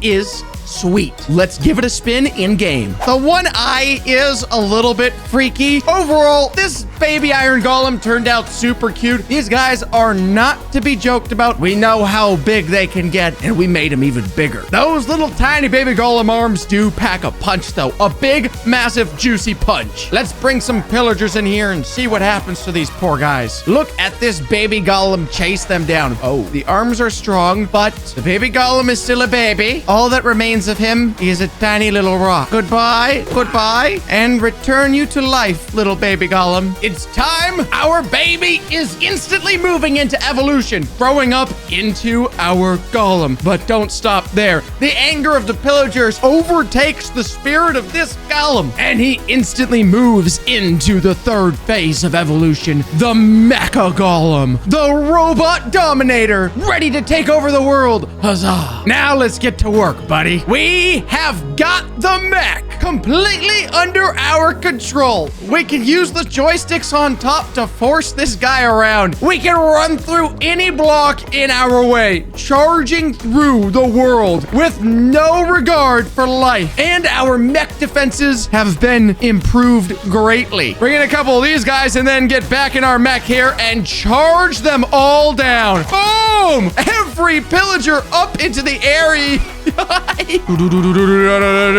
Bring in more pillagers and throw them all up into the air. Sayonara, guys. That was all those pillagers so quickly. The mech is very angry about what happened in childhood, and it's paying off big for us. A 9.8 out of 10. Now we'll make the spider better by making a baby and gigantic version. This spider body is going to have to get a lot smaller. My goal is to see if I can make this spider almost cute. Very difficult job. I hate spiders. Shrink down those legs big time and rotate them so they look better. Now I'll recolor it gray and give it these big black eyes. I'll retexture the whole thing and even give it these tiny baby teeth. A creepy, beautiful, baby, blushing spider. Ugh. Now for the gigantic spider. Let's do this. Raise that abdomen up and make it way bigger. I want to make it into this super scary radioactive spider. So I made it green with fangs like this. Now for the creepy part, I'll give it these super long legs that have these ultra sharp points. Then color them all this yellow. Duplicate that over and over and over to make this menacing spider. I need to fix the face though. That's what's really gonna sell it. And now that it looks all right, it's time to texture this bad boy. And for the finishing touch, this radioactive symbol on its back. Kind of like a black widow, but way more dangerous. Oh yeah, that's awesome. That's creepy. It's disgusting. Let's see it in Minecraft. This cave actually is perfect for our baby spider to join in, as if he crawled out of the depths of darkness as a disgusting spider would. There you are, buddy. Look at how cute he is. Still gross. Creepy crawler little guy. Massive spider sack on the back end. The face, you look so helpless and vulnerable. Look at him crawl. Ugh. And now you're attacking me. My goodness. You're the creepy one. I didn't mean to offend you, buddy, but you are creepy. I feel really bad about this, but I'll put you down with ease. I've got the emerald battle axe. Goodbye. Oh my word, what just happened? That is so nasty. Oh my gosh. That baby spider just spawned a whole army of spiders. This is my worst nightmare. Look at them all. They're falling down from the sky. This is disgusting. No, more of them are spawning. My world is being ruined. The spiders have overtaken me. All right there, little guy. I know what you did. The spiders took over my world. My world froze, got corrupted, and had to be deleted because of you, you maniac. And now I know not to kill you. Oh, now he decides to evolve into his greater form and still attack me. Finally, a basic spider. Still equally as creepy, but my goodness. And he's already evolving again. The radioactive massive spider looks disgusting. Here, have a pillager instead. Pillager instead. After what you did to me as a baby, I can't do it. I'm one heart. I can't do it. These spiders are the end of me. Oh my gosh. I'm coming back with a vengeance. It's time for me to get the better of you. And I'll do it even if you can't touch me. Oh my goodness, he's getting huge. He's angry. He's so angry. Oh my word. No, stop growing. Stop. I'm sorry. I'm sorry. Oh my goodness gracious. Do not come back, all right? You get a 10 out of 10. You get a 10 out of 10. I remade every mob into their exact opposite in Minecraft. A creeper usually destroys everything around it, so we're gonna make a plant creeper to grow things instead. First, we'll change that iconic creeper texture to look like tree bark. A little extra bits to the feet will make them look like roots. Copying the head, we can switch up the texture to be a treetop. This is the most fruitful creeper that has ever existed in Minecraft, and these plants look almost like earrings coming off of his head. If my calculations are correct, though, we need to make sure this creeper actually helps the world instead of destroys it. Now, this might not be the best idea, but I'm willing to put my own life on the line. I'm slowly getting closer to the creeper. He's exploding now, please. It worked! I didn't take any damage at all! And on top of that, it plants seedlings. These seedlings grow into massive trees. Deforestation is expanding exponentially. This forest is gonna be massive. Golems are fearsome village guardians, but what if they were cuddly instead? This cuddly golem needs to be rounded out so it's extra cuddly. Give those arms some elbows so it can give proper hugs. We'll make his face more friendly with some teddy bear ears and a little snout. Final touches, and look at this big cuddly golem. Let's start this experiment away from civilization first. Oh, but he does look cuddly. A massive big heart right on the chest is screaming at me, I love life. So far, so good. Hold on a second. Let me get some bones here. There you go. Hello, Junior. Oh, he's chasing the wolf down right away. And is he whacking or he's hugging? He's hugging. He's definitely hugging. He has to be hugging. Looks like a hug. It doesn't really look like a hug. I need to test out my creation to be certain. Sayonara to a couple of these. And let's see if this guy will hug me. Oh, he did! He did hug me! Let's turn this fiery blaze into an ice-cold blizzard. Make it icy colored, and instead of fire and smoke, there's gonna be snowflakes. I think he looks pretty chilly. And he looks good. Look at the pocket of snow delivered right below his feet. And as he moves around, he spreads that snow even further. It's getting chillier and chillier down here. Ooh. All right, Piggy, you're warm now, but hopefully not for long. And there it is. The snowballs are coming out. The Piggy got knocked back from the snowballs. It's the ultimate snowball fight, except our pig, of course, cannot fight back. It's a one-sided snowball fight with this very chilly blizzard. Bonk, bonk, bonk, bonk, bonk. Normally, we ride horses, but what if this horse was the rider instead? First, our horse needs a pillager to saddle. Let's have him walk around on all fours like so, and give him some tack to wear like a proper horse. Now we add the horse, put everything in position here and here. Now hold the reins, and we'll give the horse a lance for jousting. This horse is ready to ride. A jousting ring is gonna be perfect for this horse.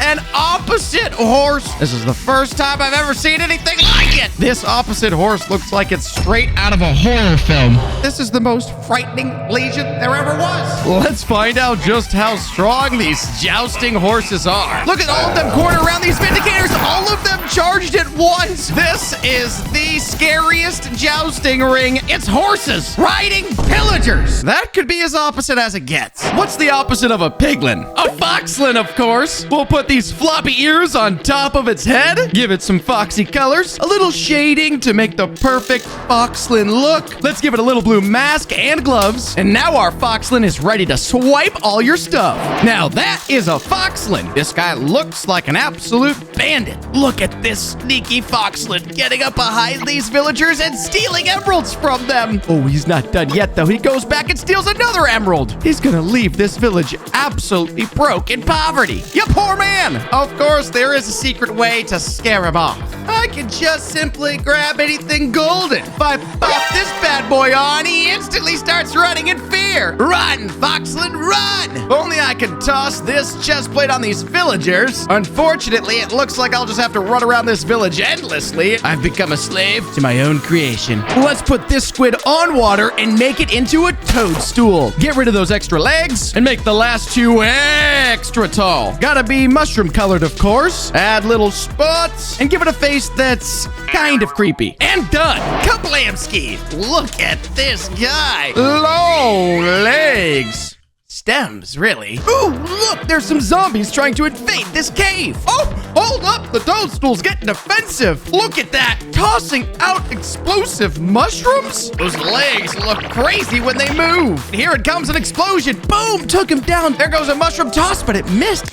Oh, blocked again. And And still a miss. There we go. There it is. Bam! Got him finally. Well, you just make yourself at home. Time to heat up this snow golem into a lava golem. First, we're gonna turn the head into a warped pumpkin. It'll need a stem up top and a warped color. Turn these snow blocks into lava blocks, and some blaze rods for the arms will be perfect. Looking hot.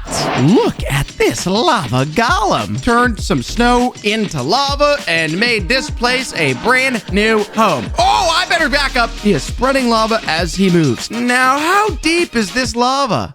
Oh, wait a second. That's anti-science. I wonder if he can attack something that's not in lava. Oh, it looks like he is. He can throw a lava fireball that actually inserts the lava as well as does damage. Oh my goodness, he's running to safety. He's trying to stop the burn. You can't stop the burn. We got a blaze as a blizzard and a snow golem as a lava golem. Things are getting freaky. Normally we shear sheep for wool, but what if the sheep did the shearing? Let's stand this sheep up on 2 feet so it can be a barber. Give this guy some stylish looking clothes, a little mustache perhaps, a little extra styling on that'll do, and he's ready to get to work. Our own little Minecraft city. Oh, and the barber shop.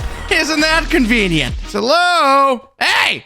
It's our barber. Look, our first client. Of course, he does not know that you're supposed to sit in the seat, and our barber is approaching, saying hello and gave him a haircut. Looking sharp, buddy. The news spreads fast. We've got another client already. Let's see if our barber takes him on too. He does, and shears him down. Gonna have to leave this one a nice Yelp review. Instead of summoning things, this evoker will be deleting them as a deleter. Now, an evoker looks cool, but how about an alien suit? Add some alien features like antenna and give him a cool gun to do all of his deleting with. The typical alien antenna and the deleter name, this guy is sure to be deleted. And that beam blaster there is what he's gonna use. So let's just see exactly how fast he can delete. It looks like he's deciding if he wants to delete, and he does delete. Okay, he wasn't deciding much. There's nothing left here. How fast can he delete? There's a delete, delete, delete, delete, delete, delete, delete. Will he delete a pig? Delete! This deleter's deleting everything. Let's make this spider into a beautiful butterfly. Rework that body into a butterfly shape. Some curly, fuzzy antenna. Add in some starter wings. And boom! Splash on some color. Oh my word. This butterfly is beautiful. It's pollinating this little flower underneath and floating up, dropping small pollen particles, pollinating more and more and more. It's no surprise that spiders are one of the creepiest things in the entire world, but this beautiful butterfly is gonna bring a tear to my eyes. Look at how elegant it looks. All of Minecraft to explore, and yet the butterfly is making a small garden of flowers right here. I think every spider should be a butterfly in Minecraft. This opposite mob is gonna be bizarre. Villagers are always getting chased by zombies, so we'll make this villager into something even zombies will fear. He's just a regular guy with a huge mouth on his stomach, and his elbows and knees and hands, even the back of his head. He's so hungry. You find yourself approaching an abandoned village in Minecraft, don't enter it. It might be overtaken by man-eating villagers with mouths on the back of their head. Oh my word, you can actually see his eyes from the reverse side of his brain. Look at that! As midnight hits and zombies begin entering the village, these villagers do not get sleepy. Instead, they run around chasing down the zombies and eating them. You almost feel bad for these lifeless beings. I never thought a zombie would be tasty, but these opposite villagers beg to differ. I remade every mob into Mario characters in Minecraft. First, we're grabbing a beefy golem and making Donkey Kong. Purify. Shift that belly. Plop the head down. DK has got a hunch to him. Solid length on these arms, just pop them back on. Adjust that snout. Oh, we just look at that pretty face on this guy. And then he's got that hair. Let me juice up these arms real fast. Toss on some teeny tiny toes. Smack on some fists. And some purr. And the donkey has this pristine red tie that we have got to get right. Boom! Beautiful tie. Excellent fist. Dangerous. And the question becomes, what exactly can you do, Mr. Donkey Man?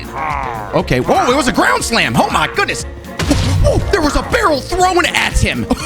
He's whacking him with a cannon. And he can shoot the cannon. Goodness. Oh, he's yeeting all of them. Yeah. No idea have a boss bar. At least you seem real nice so far. I've made a few mistakes in the past, but I think we're in the clear now. So we can get back to work. Now we got the Princess Peach. Give her some sparkle, delicate white gloves, and a shoulder poof. And make that dress flow. Drop that gold hat down to a gold crown.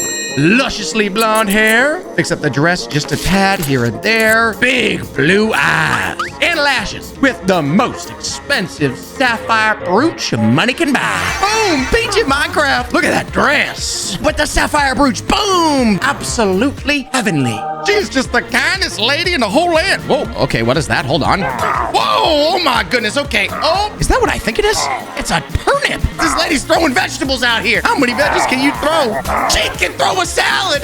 You are a maniac. Oh my, wait, what? Hello, donkey. Why is he staring at us? Okay, let me just keep a close eye on the... Wait, what is he doing? No. What? He just picked her up. Put her down, Donkey. Looks like Donkey Kong just kidnapped Peach. No problem. It's okay. I can fix this. All right, we better bring out the big boy. We're turning this zombie into Mario. Flesh first, then the clothes, and you've got to have his iconic red hat. Oh, and that's the part that sticks out. What's that called? Yankee with brim. I think that's supposed to be an M. Massive, voluptuous nose.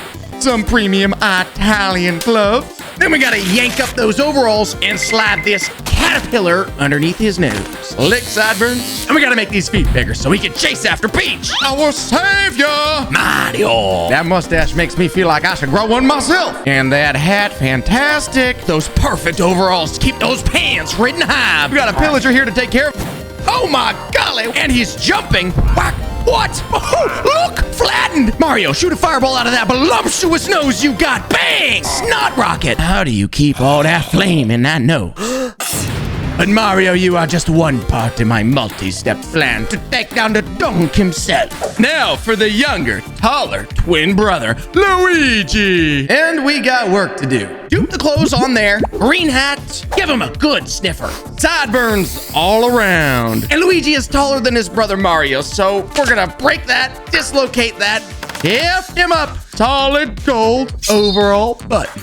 We got ourselves Luigi! Oh my goodness, he's so tall and handsome. Look at that mustache too. The genes in this family are immaculate. See what you can do against this pillager right here. Hold up. Ooh. Oh, whoa, jump too. Oh my goodness, he went even higher. Put all these guys around like this. Oh my. I wonder where you've been training, Gold's Gym. All right, no need to spill your secrets as long as you participate in my takedown of the Donkey Kong. We're gonna grow the Mushroom Boy himself on top of this villager. Shrink down those nubs until we got ourselves a village baby. And delete all the skin. The sleek blue vest. Wrap it all the way around. $10,000 gold lining. White undies. But arguably, the most important piece is the mushroom cap itself. Spot it red. And bang, we got the toad. Mushroom cap for a head. Ooh, tasty. And look at that expensive blue vest. Let me see what you got inside of you, Toad. What? We multiplied. There's 3 of them. They're all swarming. How quickly can you guys swarm all of them? They all team up too. They'll go after the same mob. All I gotta do to bring it back together is spawn in something dangerous and watch. They all swarm in instantly. Toad is multiplying like crazy. But I gotta figure out where Donkey went. Wait, that's Donkey Kong right there. He's taking Peach somewhere. Donkey Kong, don't do it. He just disappeared. Where's he going? He's taking her to some sort of tower right now. Stop it. Oh no, Donkey got her. He locked her away. Okay, we need more help. Hurry, hurry, hurry. We're taking this turtle airborne with a Koopa Paratroopa. Verticalize this shell. Raise the fin. Just shed a few pounds and size down the shell. Classic yellow face with the eyes that just pop out. And the beak. At least I think that's a beak. Toss on a couple limbs, attach the spine back on, shells for toes, and we can't make this Koopa Troopa a Paratroopa without some floaters. The Koopa Troopa Paratroopa, and the wings on this bad boy. Those things can flap. And look at how ready this guy looks. Those arms. But before you go in, buddy, I gotta put you to the test. Because if I just bang, yeah, see? Tough. Whoa, oh my. He turns into a shell and he spins. It looks as though he becomes completely invulnerable when he does his shell. Maximum damage output with minimum damage intake. That's gonna be perfect for our alliance. Just a couple more additions and we can take down Donkey Kong himself. Grab explosives and get explosive. We're making a bomb. Just delete the organs, drop the brain down. Couple of nice looking walkers. Now for the dangerous part here. We have to actually attach the fuse to the top. Long fuse. Install these eyes so that we can target the dump. Wind it up. We're about to get explosive. And that fuse at any moment looks like it could just... Ow! Just don't know if you can actually see out of those eyeballs. If I do this, that's... Oh, yep. Oh, my... Hey, what? You're gone? I don't know how much help you're gonna be if you die right away. How about this? And then that. And then what happens? Oh, that's what happened. That villager blew up there. If I could just combine your powers with Toad, then we'd be able to have a nuclear device. But I still got an army to build, baby. This brute is gonna be perfect for Wario. Though he does have these itty-bitty legs. Batten him out. That's a stocky-looking piglet. Purple, yellow, then bring out that round belly even more. Massive pink nose. Toss on some fertilizer so these eyebrows grow big and tall. And Wario has a mustache as well, but it's jagged and sharp. And a beautiful cap. Boom! Wario in Minecraft. Look at those itty bitty tiny legs. And that fertilizer worked magnificently. Nice round belly. I might just reach in there and pull out a donut. Oh, I'm sorry, buddy. Let's see what happens if I toss down a little pillager for you. Whoa! Wait! Let me see that one more time. Boom! Oh, ew! Wario just farted on him. What did you have for lunch? Oh my goodness! Boom! Fart cloud. Can you fart all of them dead? Boom! Farted. Okay, that's enough. Wario, calm down. Donkey Kong's gonna smell those farts. Oh, he did smell it. He looks real angry. What's he doing? He's going for Peach right now. That's enough messing around. We're gonna grab ourselves a tall boy to make the towering Waluigi. Just portion it up slightly. Get him dressed. Lift up those bright overalls. Slender gloves. And some slender fingers. And Waluigi has these really sharp, pointy ears. And the mega chin. Pointy brows. Long pink nose. And a mustache with one sharp turn. And a croc. We got the pointiest mob ever created in Minecraft. Look at that mustache. He looks better in person. Hold up, those toes are sticking out. Bam. Oh, whoa. Oh, whoa. Wait, he's throwing tennis balls. I don't think these pillagers ever learned how to play tennis. You gotta use that crossbow like a racket, buddy. Ooh. What happens if I toss one of these bad boys up there? And let's see. Oh, the long shot. The reach. Perfect. Waluigi is gonna be able to knock the Kong right out of that tower. We just need a couple more things. We got Bowser Jr. coming up next. I really hope this is a good idea. Yellow, green. One massive chunk of a nose. And make sure we spend a lot of time on this smile because he's got to be nice. Bright red brows. Bowser Jr. is rocking a trendy ponytail. Fair enough. Beefy boy. Pull this out and format that beastly shell. Gotta be honest, I'm a little bit nervous about this one, but here we go. Boom! Oh my gosh, where did you get that? You've got yourself your own clown car? Don't tell me you got it from your dad. I don't want to talk to your dad anymore. But dude, you look amazing, and your brows have me just lightly concerned about the whole situation. But my goodness, you got me motivated on that ponytail. Trendy. Show me what you can do, Bowser Jr. Wait, yes, Bowser Jr. can fire cannonballs. That is going to be amazing. It also appears that he can just kind of sit on them and they die. There's only one more boy to add to our arsenal. Now I got a horse. But we gotta make Yoshi. Grab the ears, pick him up. Shrink that neck down, squish the nose, and soak him green. Now we gotta take this really gross, hairy, raggedy tail and make it Yoshified. Comfy red saddle, raise it up, and cover that belly white. Add some shoes, and boom, we got Yoshi inside Minecraft. All right, hear me out. He got the red saddle, and he's got the pointy tail, and he's got the right colors. But the reason Yoshi is possibly the best ever is because of this right here. Kazam, a match made in heaven. Though Mario does look a tad bit heavy, and Yoshi has risked his entire spinal cord in order to save this princess. Let's charge! This is the squad of glory. Victory shall be ours. Oh, yep, the donkey is defending the Peach. Yoshi and Mario, go ahead, try your luck. Wait, oh, they've shot the fire. Ooh, Mario is, oh no, that was a brutal. Okay, come on, everybody get out here and start fighting. The Kong is taking the high ground, but the Paratroopa Koopa is after him. Oh my goodness, there is havoc. Wario is going after him. Waluigi goes for the sprint. Oh, Kong may not survive. They have him cornered, actually. What will the Kong do? Wait, Donkey Kong himself just wrecked all of them at once. Toad, it's up to you and your multiplication. They have him cornered yet again. Wait, Waluigi, he's coming back to the fight. Donkey Kong is almost at a quarter health. The unlikely heroes of the battle. The beautiful people that will save the princess. They might actually do this.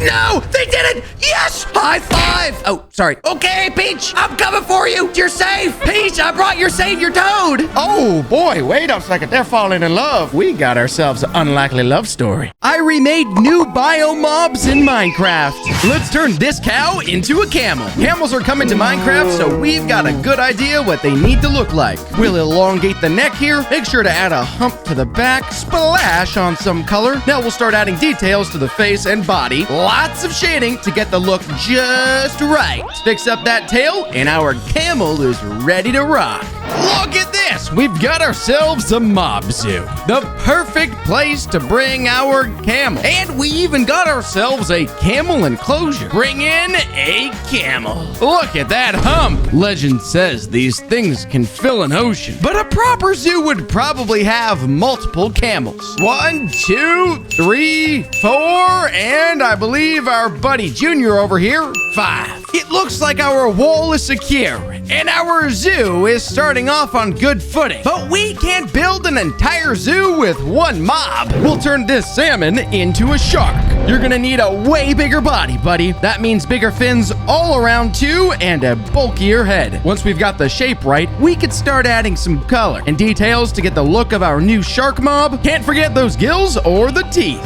This could be interesting. I hope these guys stay in here. Let's put them down at the very bottom to start out with. One whole shark. I'm not sure if they live in packs or not, but let's bring in 1, 2 more. I believe we've got a solid viewing enclosure down here as well, so we can view these sharks from a safe distance. So far, these guys look like they're having a mighty good time. I think we need to spice things up just a tad. I don't know if husks can breathe in water, but there's 2 of them right there. And so far, they look like they're breathing water just fine. Let me see if I can get back to our enclosure. Oh, I don't think we're gonna have time, actually. The 3 sharks took them down quick. It turns out almost nearly exactly as I expected, in complete and utter destruction. A horse is perfect to make into a zebra. No need for all that tack. Give a little more definition to the legs to be more realistic, then we can get to some shading. We'll need a black and white mane, and then to cover the whole body in stripes. Are zebras black with white stripes or white with black stripes? Ah, here we are, the zebra enclosure. Let's toss down a zebra here. Oh my goodness. Absolutely majestic. These guys look amazing, though they still sort of look like horses. But the major difference between a zebra and a horse is that a zebra is able to hide, because those stripes are basically camouflage. These husks here have absolutely no idea what they're dealing with. Check this out. The zebras, within fighting distance, but absolute peace. Oh, except for a camel here that got out of its enclosure. All right, Bob, that's not what you're supposed to be doing. Let's turn this wolf into a monitor lizard. First, we'll work on making that wolf body shape into a big lizard. That means a nice long neck and tail, plus its legs are way lower to the ground, like that. Since it's a reptile, we'll need to shade it with pebbly lizard skin all over its body. And finally, give its feet some toes and sharp claws. This spot here looks perfect and dry enough for a few lizards. I don't know if these guys like to live together, so 1 there, and we'll put 1 over here on some dirt. Almost blended in perfectly. I don't know why for sure, but maybe they eat each other or something. Just to be completely safe, let me provide some sort of distraction for these lizards. And it turns out these lizards are hungry. 2 husks down and another husk down as well. Oh my goodness gracious. And Bob, what are you doing in the lizard enclosure? Can you please return to your...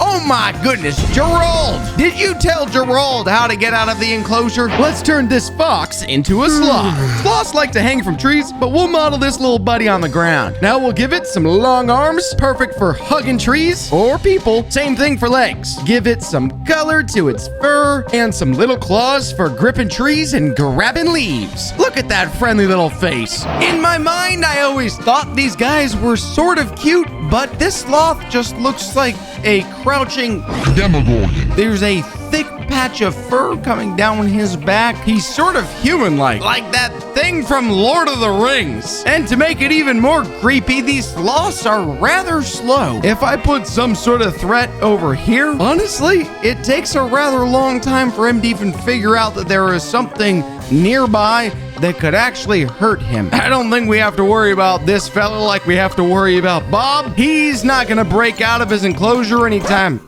Hey, there's a lizard. He's not gonna break out of his enclosure anytime soon. Now for an alligator. Let's use this spider. Let's put a big mouth on this little guy. Extend that body and add a long tail. Little legs that are strong enough to move that bulky body around. Cover this guy in scales and shading all over for the perfect alligator skin. And of course, a sharp set of chompers. This is the perfect swamp for an alligator. Scaly, legs together, long tail, big, massive chompers. That's an alligator if I've ever seen one. These guys hunt alone, but they tend to stay together. The only thing I'm truly concerned about is this guy getting out. Because no matter how big an alligator gets, these guys are quick. They can charge fast, roll over, and do a ton of damage. Let me drop this guy here just on the other side of the tree. Oh, they've both found him already. There's gonna be another charge here from another alligator. Bam, that's a second bite. And the husk goes down. Yup, I definitely want to be sure to test this glass all the way around this enclosure. An ocelot is a great mob to turn into a snow leopard. We'll take this jungle cat and reshape the body for our snowy mountain leopard. Snow leopards have some extra thick fur to keep warm. And we'll adjust those legs to look a little more cat-like. The coloring needs to be way more brown to blend in before we cover this cat in leopard spots all over. These guys are small, but they are extremely quick. They can move fast all the way through the mountains. But he's broken out of his enclosure. Here, take some meat. Oh no, the alligator is hunting. This zoo is not the safest place to be. Let's back you away from the alligator. Head on over this direction. No, oh boy, the husks have got out too. It looks like our snow leopard is gonna take care of those guys though, including Bob. Bob, you gotta stop getting out. All three husks are wiped out nearly instantaneously. You know what? I'm gonna keep this salmon on hand because you look a little dangerous. This bat will be our owl. We can get rid of those wings for now and work on making his body owl-shaped. A little more shaping for how all those feathers would sit. Add some feet and some claws. Time to bring back those wings. Now let's shade in all those feathers. Look at those huge owl eyes. Finally, something just a little bit more peaceful. A cute little owl. I know that Bob and the alligators and literally everything else has gotten out of all of my enclosures, and I'm sure that this owl is not going to be an exception, but this fella could follow us around wherever we want to go. Oh, wait, hold on a second. He's gone. Where did he go? Where did our owl go? I thought if I gave him freedom, he would stay loyal. Oh, wait a second. Oh my goodness, he dropped me meat. Raw chicken meat. I didn't ask for this, but I'm so sorry for the chicken that had to. Oh boy. Oh, there's another one. You know what? I'm gonna just keep you nearby, but that feels just a tad bit gruesome. Let's turn this sheep into a reindeer. Raise up that hat, add a snout and some floppy ears. Then we'll work on those iconic reindeer antlers. Some legs for leaping, add a splash of color, and then shade it up to finish up. The snow, the reindeer, they are here. I haven't seen one myself since Christmas. Actually, I don't think I saw one on Christmas either. Those antlers are immaculate. This is the feller that delivers my presents every single year? Oh, wait, hold on there, reindeer. Don't go too close to the fence. No! He's jumped out, and he's continuing to jump. Where is he headed? Through the forest, through the owl exhibit. This reindeer just wants to jump all the way from the sloth enclosure, headed towards the lizards. I guess these reindeer just want to explore a little bit. After all, I guess they only do Christmas. This moose room will be our moo bloom. Let's start out by recoloring this red into a sunshine yellow. That looks like an omelet. Now we'll add a couple bright sunflowers on top of its back. Now that is one colorful moo bloom. Sunflowers galore. Bang! There's a blue one too. Oh, wait, hold on a second. Another yellow one, another blue one, another yellow one, another purple one. These moo blooms are going crazy. Yellow, blue, purple, and red as well. These moo blooms come in all sorts of different shapes and sizes. Well, same shape, same size, just different colors. And the best part of all is that they spawn loads of flowers all around them. Oh my goodness gracious. This enclosure has become overgrown, and now even the moo blooms are getting out of their exhibit. I think I might just be running the worst zoo in the entire world. Let's turn this iron golem into a shroom golem. Let's give him a better mushroom color and start giving him a mushroom cap. Stack these blocks up and make them bright red. We'll add some roots and fungus all over it. Some white spots on that mushroom cap and a little shading with some eyes will bring this shroom golem to life. We are gonna need some big space for these guys because they are big with some big mushroom caps. This guy looks like he's wearing a sun hat over here. Let's see if we can trade him something more valuable for that mushroom hat. There's a brown mushroom. Give me something in return? Maybe? Oh, hey, wait a second. Come on now. Something better than that. More dirt. This stuff is useless. On top of all of that, my zoo doesn't have any visitors at all. The only thing it has is Bob that keeps breaking out. I remade more items into mobs in Minecraft. Let's turn this firework into an explosive companion. Keep the general firework shape and colors, but we're gonna give it some long ears and a snout. And let's turn the fuse into a puppy tail. Lots of red and white stripes, almost like a candy cane, but add that adorable face and this pup rocket will be ready to be set off. Look at this feller. He's awfully cute and his little tail coming off the side. I mean, his fuse. And watch the way this guy moves around. An awfully adorable bounce. Now, there is one little predicament. You're a firework, which means you're gonna explode. I can do this right here. And let's see which... Oh, he's setting off all on his own. Oh, he just blew up. And he's in the sky, exploding up there. Look at him go up into the air in an explosion. Back down to the ground. And he also isn't blowing up himself, which is very nice.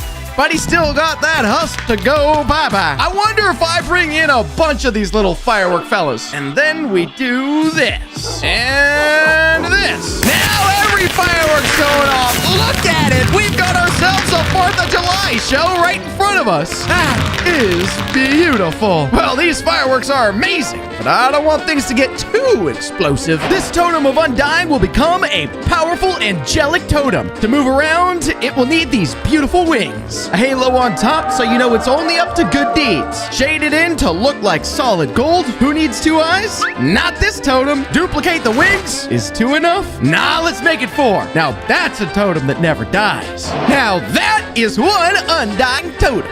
Not only does it look absolutely angelic, but also it's extremely small, so this guy has got to be hard to hit. And if he truly is the angelic totem of undying, then I'm very sorry, buddy, but you should probably be fine. Yep. Yeah. Missed. Yeah. Missed again. Oh, watch. Check it out. The totem of undying. I mean, the angelic totem of undying. Our horse is back. Though I do feel a little bit bad, the initial dying process cannot be comfortable. Let's test this out a slightly different way. Couple of villagers, couple of pillagers, and a couple of undying angels. It looks like these pillagers almost got this guy knocked. And they're right on top of it. Though these villagers never fighting back is probably leading them to a horrible, consistent, repeated loop of demise over and over again as well. These glowberries are about to become happy little buddies. Don't judge yet. I know it looks like grotesque cherries right now. We'll fix that. Already looking better. Now time to make these berries glow. I might have lied about the happy buddies part. This one does not look happy. As a whole though, they are looking bright and ready to rock. There you go, little berry. 2 heads. So this guy doesn't have any arms, so he's kind of just sitting at the will of this guy. I'm curious if one can defend the 2. Let's find out. Oh my goodness, this berry is lighting up, just scaring them off in confusion. Look at this guy, he's gonna run off too. Oh yikes, he jumped off. If only I could put a little string on him and drag him around, I'd have my own personal freaky lantern anywhere I went. This poisonous potato is about to become a spiteful little spud. Let's begin with this potato-ish shape. at a face that has grown out of this monstrosity, slap on a sprout here and there, finish it off with these putrid gas bubbles floating above it. I might get sick just looking at this thing. Let me be sure to have a safe distance in case anything goes wrong here. Oh, there it is.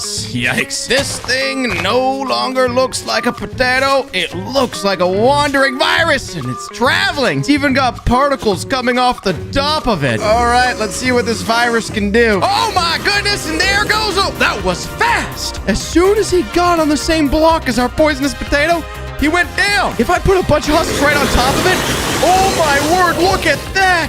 Yikes. This place is contaminated. We'll turn this block into a two-faced businessman. Start by giving it this gray body. I promise it'll be a mob, just stick with me. Give it a red eye and menacing mouth to create its night side. And on the right, a kind and dapper gentleman for the day side. We can't just leave this guy gray. No, we must suit him up. Is this a good mob or a bad mob? Time will tell. Plop this guy down inside of his village so he can get to business straight away. And our businessman is already on the move. Wait a second. Did you just... He's dropping gold! I got a free block of gold! And he's dropping ingots for these villagers. He's giving away free money to everybody! But we do know he is two-faced. What happens if we set the time to night? Oh, boy. He's charging at the villagers! He's taking them down! Oh, my goodness gracious! No, don't come towards me! Everybody run! The two-faced businessman is taking over the town! Let's bring to life this tiny little liquid container. Shape out this blue bottle, connecting some arms and legs as we go. The bottle is see-through, so make this little guy out of glass. The water bottle will need to see where it's walking, so we can't forget the giant eye. And it's looking ready to go. Just please don't trip and fall. This feller is absolutely perfect for this desert, and friendly too. This water bottle drips just a few drops of water on you, and you instantly get some pretty beefy effects. Actually, I got a phenomenal idea. This water bottle is absolutely gonna beef up this golem. Now, what about this? Oh, he can go and annihilate all of these husks. Let's put in a ton of water bottles. Every water bottle is beefing up this golem all at once. Oh my goodness. I think the only problem we have is that some of the water is hitting the husks still, and so the husks are getting super strong as well. And that's not going to be good for this golem. At least not for long. Yep. Yikes. Okay, the water can confirm is friendly to everything. Let's turn this spider eye into a fully living abomination. Create a red sphere to start. The optic nerve will become this thing's tentacles. Darken it up to really give off that spider eye feel. And we can't forget the most important part, the eyeball. Let's plop these tentacles right... Oh, I'm inside. Oh my goodness gracious. That is a massive eye. I guess it's actually a head. It's got an eye there, and got an eye there. And I don't even know if these itty-bitty little tentacles are strong enough to push this massive eye head. Let's see if I place down a husk over here. Oh, the tentacles are strong enough. Look at this thing zip around. Ooh, and it's firing off some sort of... Oh my goodness, that was a speedy headbutt. It's so fast I can hardly keep track of it. Bam! Down goes a husk. Oh, our water bottles have joined us. This eye is about to get extremely beefy. I don't know if I really want to be around to see it. Let's turn this music disc into its own DJ to blast some tunes. To make it a mob, it'll need some legs. For arms, it'll have these record needles. Oh, he's funky. He's groovy. He's ready to lay down some sick beats. Prepare yourselves for Jam Town. Boom! Our dancing music disc. Look at that needle. Double needles. You ever seen a vinyl use two needles at once? This is gonna be funky. Oh my gosh, it's actually jamming. We got ourselves an absolute banger. What happens if I plop down some husks here? Look, even the husks are dancing. Nobody can be angry when you got tunes like this blasting nearby. This disky DJ is gonna turn the whole world friendly. I know there's a creature living in this Nautilus shell. We'll make sure it comes out to say hi. Start by making the shell 3D, build out a couple of skinny arms from the shell, and put a trident in its hands. There's the little eyes poking out. I have absolutely no idea how it's going to be able to carry that trident around, but I believe.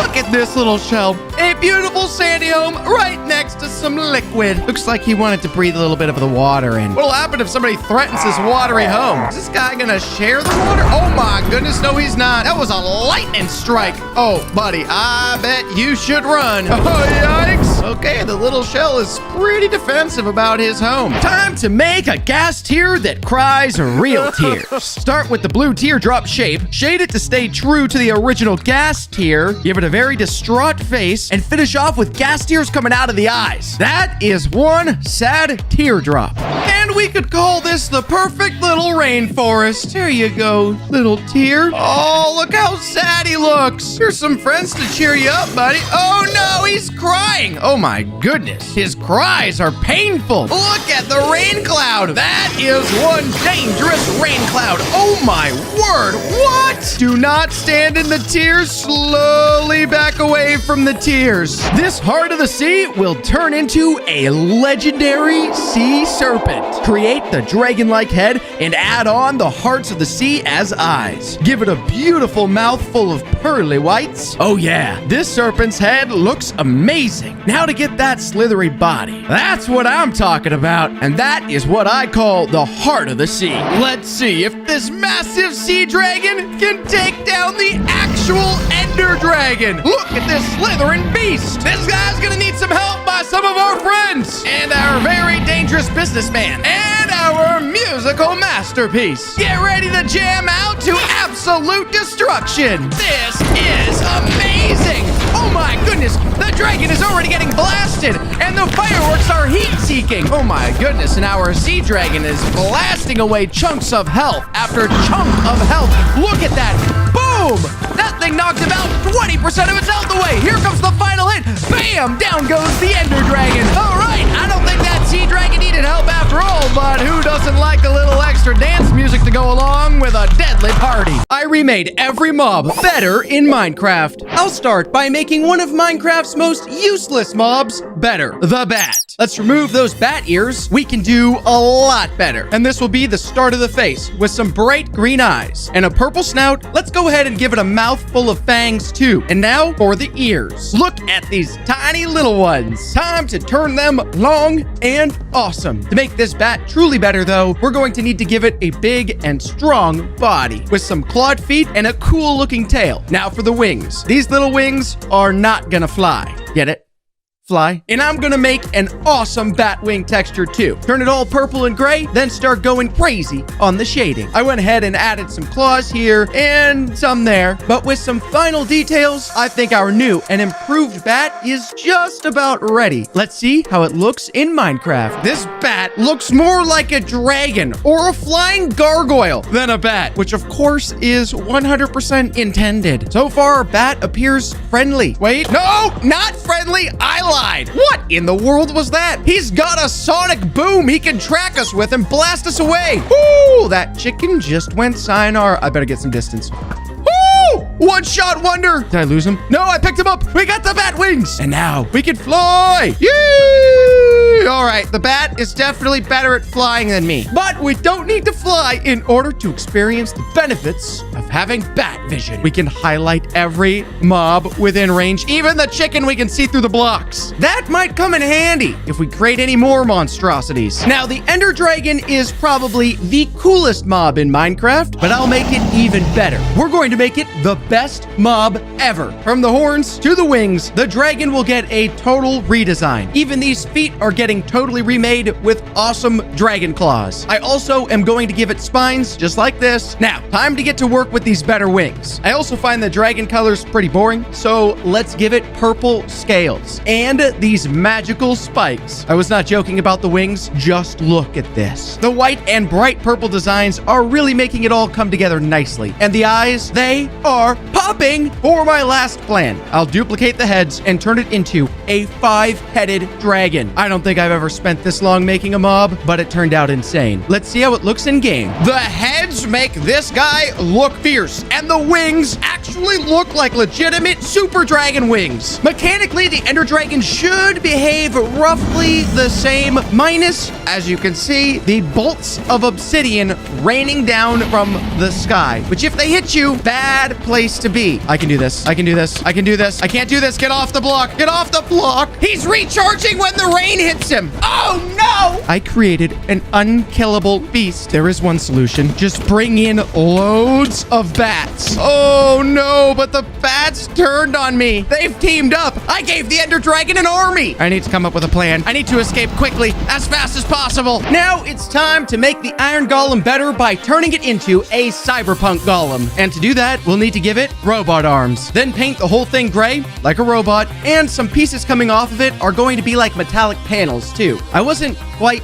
satisfied with the gray I was using, so I went this color instead, and then powered it with a bright blue energy core. Plop in some eyes like this, then texture in that big ol' Iron Golem nose. I thought it would be cool to give it this Tesla coil backpack because, well, why not? And with some metallic spikes here and there, I think our futuristic Iron Golem has gotten quite a bit better. But let's see how much we really like it in-game. The better Iron Golem looks so futuristic, and the detailing turned out perfectly. The only thing we have to be aware of is that he doesn't turn on us. That would go poorly.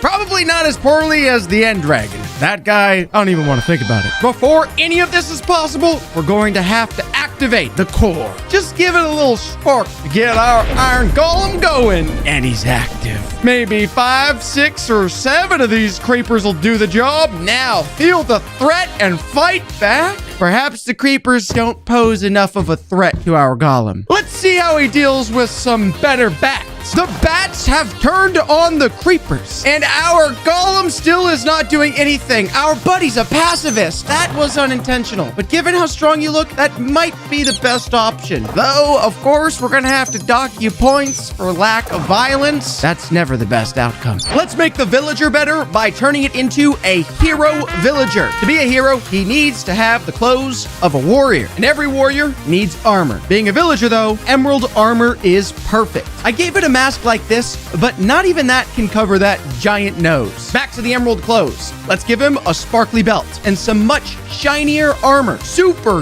duper shiny. Now for the best part, the sword. Of course, I had to make the villager sword emerald as well. That is perfection. Let's see how he looks in Minecraft. This is a perfect place to set down our better villagers, right? Of course, any good villager needs a little incentive. We gotta come up with 64 emeralds. That's gonna take forever, unless I finagle the system slightly. All right, I got your emeralds, and we can give you hero training, or you give me hero training. One of us is getting hero training. Bam, Blamski, got it. And it looks like I paid for you to get hero training. Not a bad purchase. And he's fully armored as well. This guy is taking the defense of the village very seriously, minus not bothering with the bats. Don't get me wrong, it's great to see everybody get along, but it's making me a tad bit nervous. Every single mob we've created is teaming up together on me, developing one massive army, plotting to take me down, and I won't let it happen. Time to make one of the worst nether mobs better, the magma cube. Instead of just being a cube, I want the entire front of it to be a giant mouth, and that mouth will be completely made of lava. So we'll get to color it super bright orange. That is looking fire. Now, with the mouth done, let's give it a lava tongue and some spikes. But to give it layers, I wanted to make them out of stone, like this. Then build out some sharp spikes too. Now that is a much better magma cube. Let's see it in Minecraft. Let's get our better magma cube a beautiful home next to some lava. He looks way better in-game than he did in the modeling phase. The solid magma foundation. And there he goes, bouncing, turning everything into dangerous magma underneath. You, my friend, are my hope against the army that I've sort of created and built and has decided to turn against me. These pigs and sheep are just barely far enough away from our massive cube to stay out of the threat of the vacuum formation.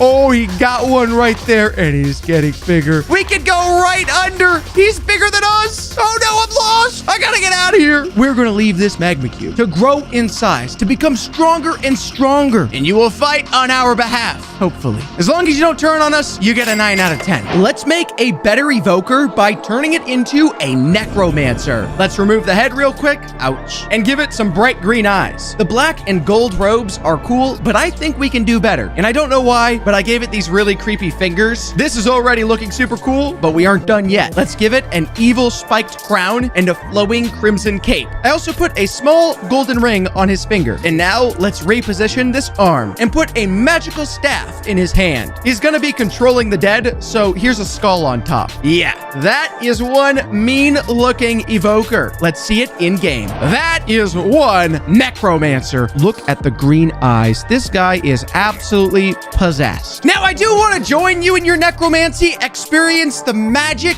if you will, but I don't want to be targeted, so I'm just gonna give some villagers here, and you go ahead and perform your necromancy on anything other than me, pretty please. And right away, the villagers are behaving funny as one of them goes down and actually is raised from the dead. This villager over here got knocked and turned, and now he's attacking me. Oh no. Oh, every villager is slowly being turned to the dark side. Run as fast as you can. Get away from this place. Go, go, go, go. I'm not gonna make it. We turned this perfect beach, a place to gather sunlight and roast yourself for a beautiful tan, into a place of utter destruction thanks to the evil wizard, our necromancer. He turned out perfect. 10 out of 10. I've gotten bored of the blaze. Let's make it better as a new and improved soul blaze. Let's move these blaze rods. They definitely aren't going to be good enough for what we're going for. Start from scratch with this blaze head and turn this base into a mouth with fiery teeth and attach this new head to a floating body. Like the wither, we'll give the body a rib cage. Now for the soul part, let's redo these blaze rods and recolor the blaze to be black and blue with the soul sand texture on it. These blaze rod diamonds look super cool too. To give more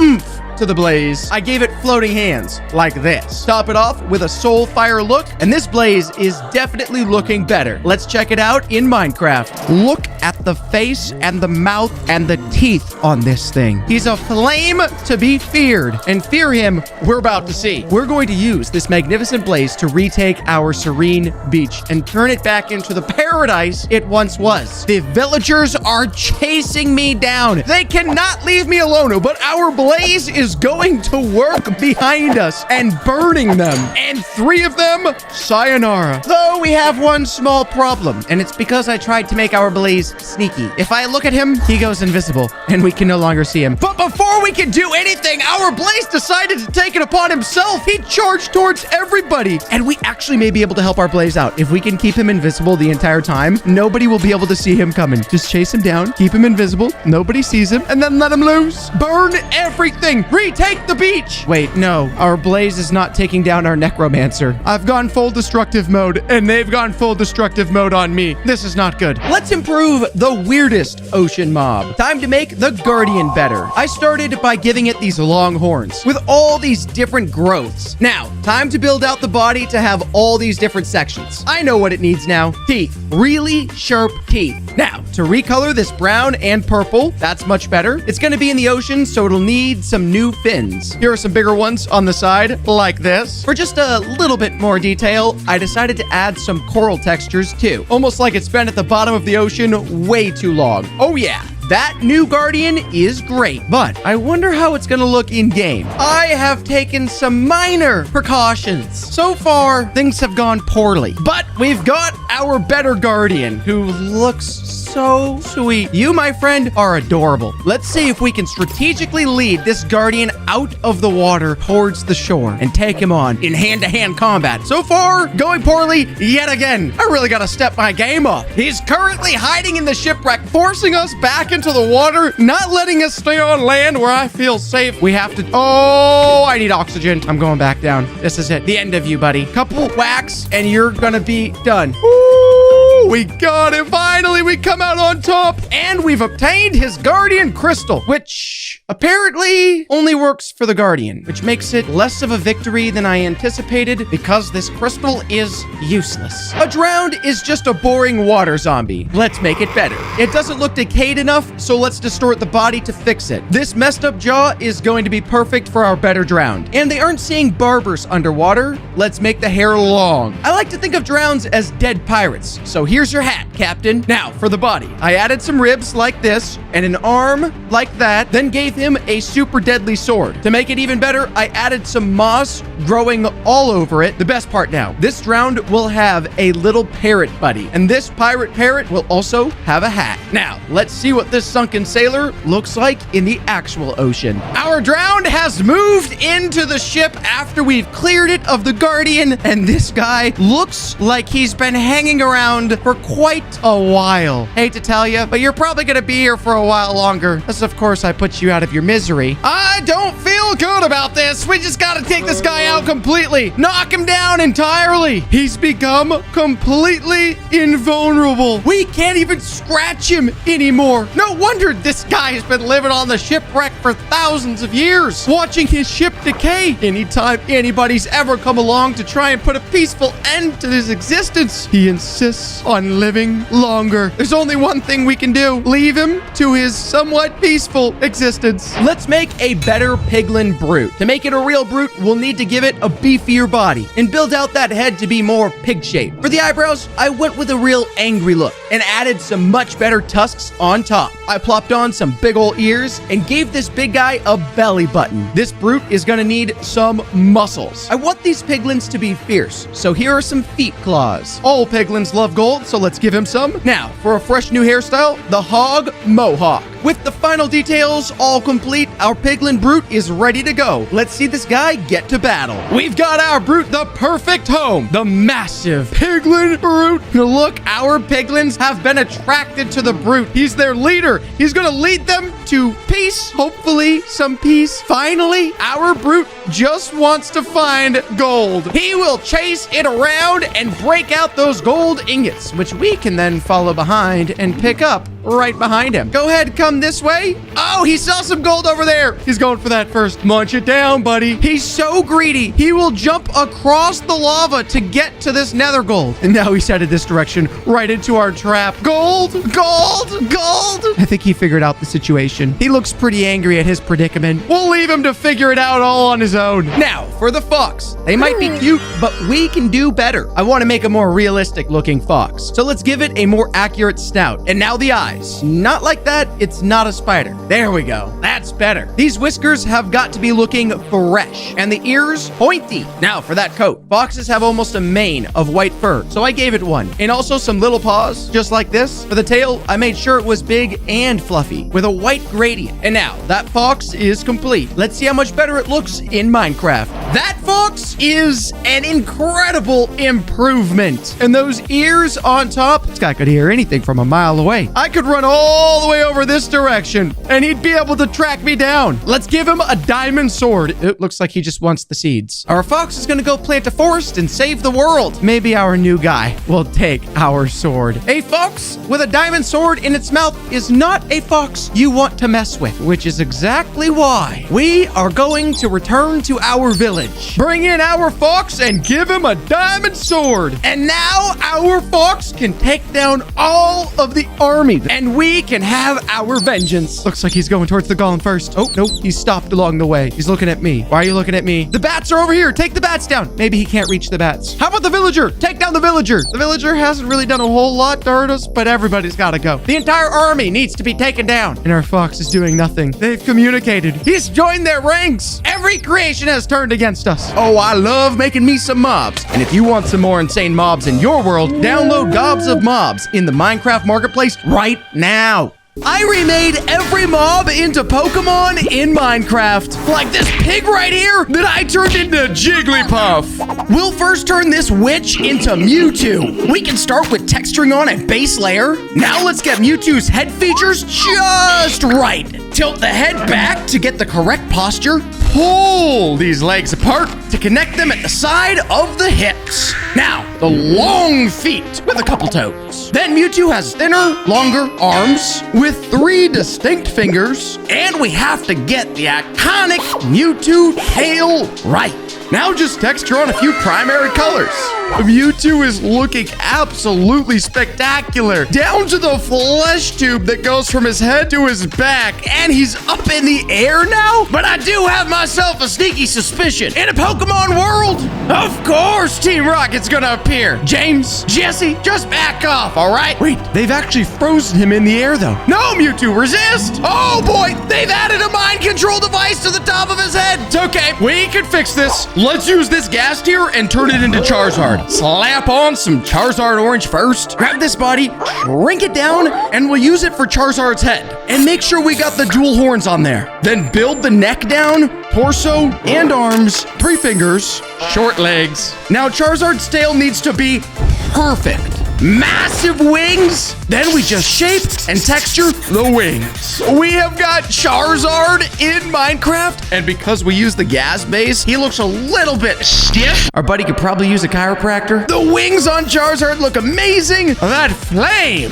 spicy. Charizard, stay here. I've got the perfect Pokemon to help you out. Let's turn this Drowned into Squirtle. Pull them apart, and Squirtle's chest is going to be a little bit thicker and a little bit rounder. Slide on some teeny legs. Slide on some teeny arms. Pop on Squirtle's brain. Now we can pull a tail out of here. And now we can finally start texturing Squirtle's shell. And Squirtle's eyes definitely sit more towards the top of his head. That's what I'm talking about. Squirtle and Charizard together. This is the perfect duo. The way Squirtle walks around with his hands in the air, though, he looks a little feisty. Let's pull in a couple husks. Squirtle takes the first shot with a water gun here. Charizard is throwing pillars of flame. The arena that we're in right now is being destroyed. Only one left already. But wait, Mewtwo has actually came back. Squirtle is firing his water gun, landing some serious damage onto Mewtwo. Charizard keeping his distance and firing the pillars of flame. That's what I'm talking about. Squirtle's taking a few hits. Mewtwo is getting awfully low, though. Squirtle's taking center stage. I imagine trying to keep himself from getting cornered against the arena. But Squirtle gets knocked out of the battle. That's not good. Please, Charizard, I'm rooting you on. No! How do you respond like that? We're gonna need a new arena and some new Pokemon. Let's go ahead and try and remake this wolf into Lucario.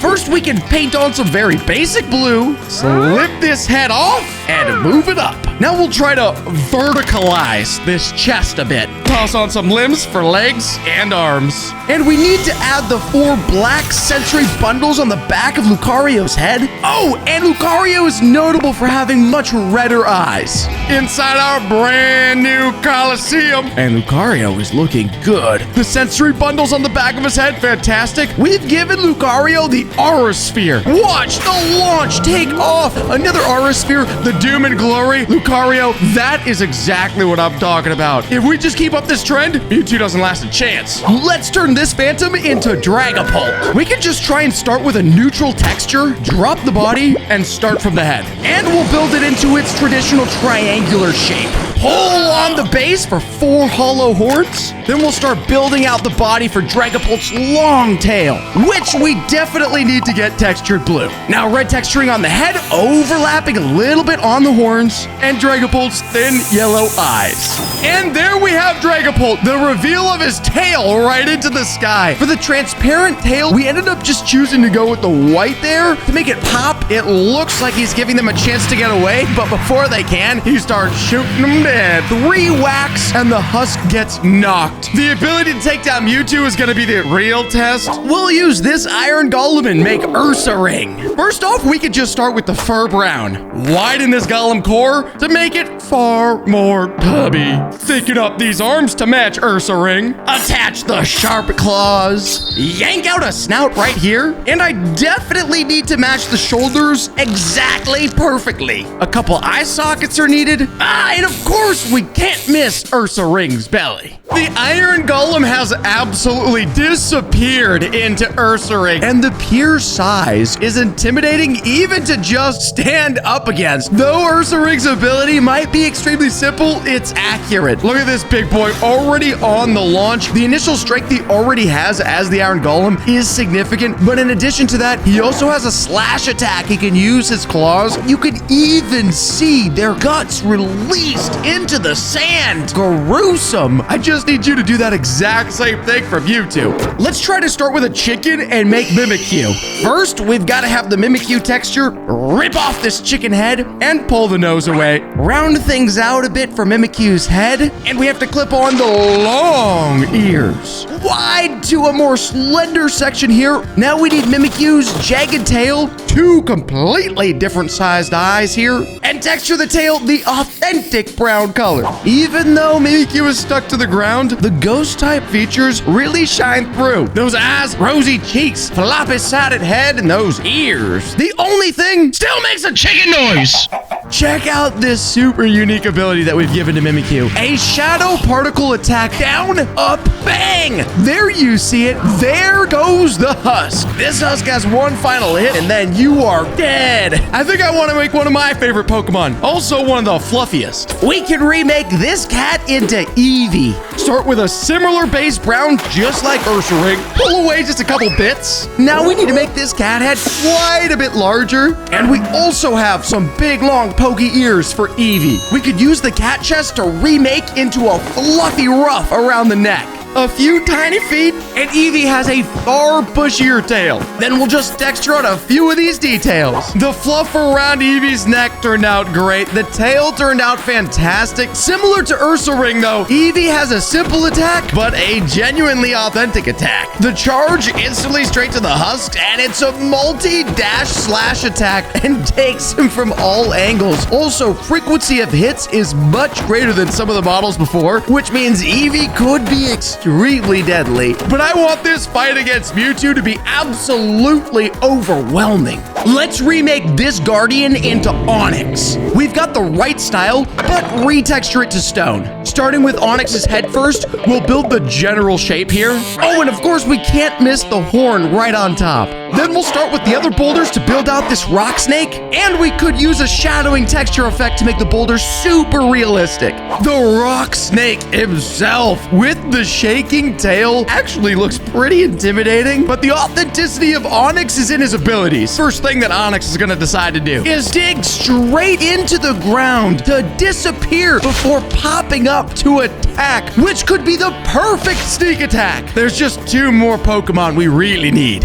We'll see if we can remake this rabbit here into Fido. Disperse these body parts a bit. Tubby doe-like face to start. And Fido also has two tiny little eyebrows. And we need the large doe-like ears, which I have absolutely no idea how you hear anything out of those. Hold on, a little bloated body, short, stubby legs, and one round tubby tail. And Fido has the most innocent looking eyes. Fido looks amazing. We might not even want this guy to go to battle. We could just keep him for ourselves. The rabbit base makes the movements of Fido look so adorable. But we can't have Fido being the weak one of the group. So I gave Fido the ability to launch a heart kiss. Look at those heart projectiles. They steal health from the mob and give it back to Fido. A whack on that husk, back to a whack on this husk. Fido doesn't like you at all. There's just one more Pokemon to make. Now we gotta have Detective Pikachu, and we're gonna start with a fox. Of course, we're gonna need yellow. We can start shifting this fox up right now. Two furry Pikachu ears. Now we can build the base for what will be Detective Pikachu's hat. One furry Pikachu body and tiny Pikachu arms. And Pikachu has little feet, but we have to get them just right. The iconic Pikachu tail. And of course, Pikachu's rosy cheeks. Detective Pikachu is on the case. The texturing on the hat looks super authentic, actually. And look at that sprint. Of course, it's Pikachu, so we had to equip him with the Thunder Shock and the Volt Attack. Look at that damage. Another smacker over there. And there goes the third. And Detective Pikachu even went to go collect the flesh. It's time that we take the these Pokemon back to Mewtwo. Detective Pikachu, Dragapult, Ursaring, Lucario, Fido, Onix, Eevee, and of course Mimikyu. And they all race in instantly. Ursaring took the close-up shot. Mimikyu's attack hit from the back right there. Onix also just zipping around, digs down. Can the ability hit though? It can! Ursaring is not letting Mewtwo get away, and Mimikyu keeps tracking from the upper ground now. Lucario shooting from below. Mewtwo well below half health at this point, but unfortunately, Onix takes the L. Ursaring looks angry about that one, cornering Mewtwo into a section of the arena, but Ursaring unfortunately gets wiped. Dragapult still able to land almost any ability that he's sending out. There's no possible way Mewtwo pulls this off. This is going to be destruction and glory right there. The final hit coming from Detective Pikachu, the most impressive battle we've seen by far. I remade prehistoric mobs in Minecraft. Let's turn this cow into a woolly mammoth. You're gonna need some way bigger legs, buddy. Double up that torso and make it bigger for the size we need as well. Make sure everything is covered in thick fur. Make the head bigger, and then we'll start on the trunk and the tusks. We can make it a pair of thick, long tusks like so. A little more detail to the head, and done. Let's get this mammoth inside some proper ice caves. Woohoo! That guy is one big beefy boy. Look at the fur hanging off of this fella. The most concerning thing about this guy is those massive husks. Those things could knock down a tree. I've got an idea to put those to the test. We'll take this villager back to his prehistoric ancestry as a caveman. Give him a little hunch as he's still learning how to stand up straight. Change out those cotton clothes for animal skin. Add a cool tooth necklace from all of his hunts. Fix up that face a little. Now he'll need a beard and some wild hair. Finish it off with a heavy club and send him into the world. Pull up this caveman down here. This guy looks iconic. Exactly the type of beard and hair we'd expect, and he's got his big caveman club. Let's see if that club can take down a mammoth. The mammoth versus the caveman, and he's tossing spears, and he got flattened. Oh my word. Oh, he's back up again. The mammoth faces him again. Another spear comes out. He hasn't used his club yet, and he got flattened again. A spear versus a honking beast like that? Oh my goodness.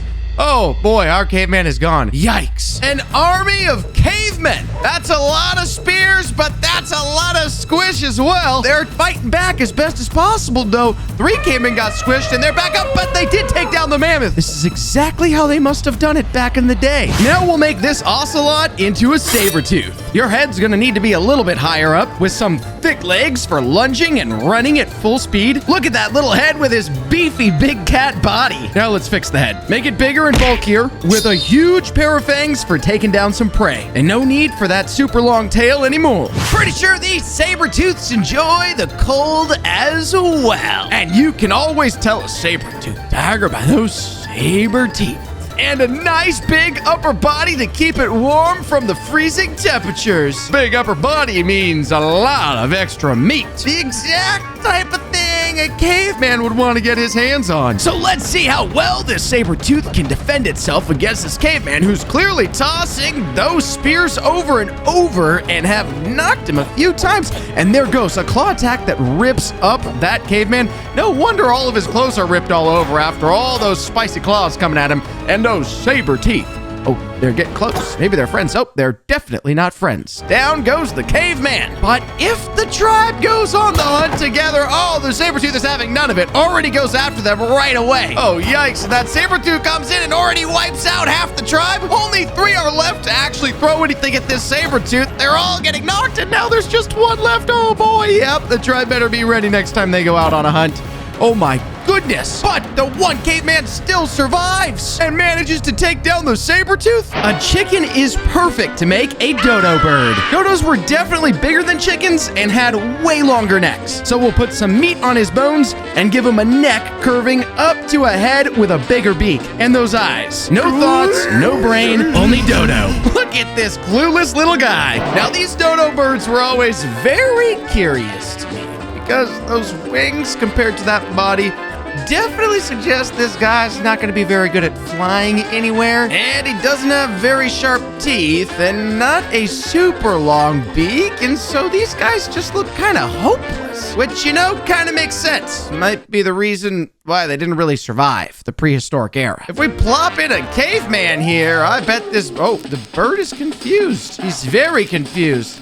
He's actually frightened. I don't think he knows what to do. We toss in more cavemen and they're throwing spears at this dodo bird, and the dodo bird doesn't know what to do, still running around and not fighting back at all. Completely, utterly knocked. Yep, those birds were definitely useless. Now let's make a diodon out of this pig. These animals were huge, so we'll need to reshape those legs for power and speed. Make it a little bit more top heavy for ramming into things, and add some chompers into a long snout. Some ears, a little fluff. I would not want to meet this guy in real life. And these guys are definitely smaller than their name makes them appear. Those teeth are sharp, that mouth is big, and the muscles on this guy are immaculate. And if my science is correct, then all research points to these guys being pretty quick too. And if a caveman were to find himself out in the open all alone, that is what a diodon could do. Knock him up,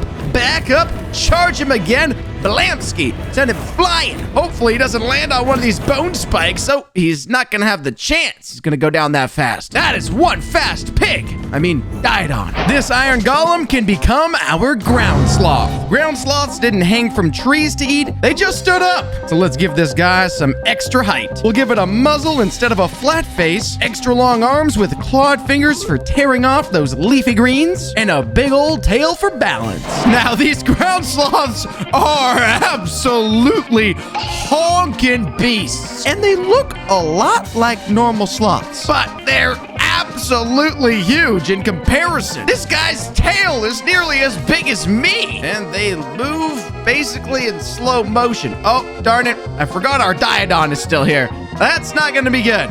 Guess we're gonna find out who wins between a diodon and a ground sloth. The diodon actually is able to knock this ground sloth up, which is pretty impressive because that's gotta be quite a bit of weight on that guy. Oh boy, but that diodon just got knocked. The weight comes with a big, heavy hand, apparently. Wouldn't want to face that guy in a slap contest. Let's turn this wolf into a woolly rhinoceros. As with all prehistoric mobs, bigger is better. Add that bulk.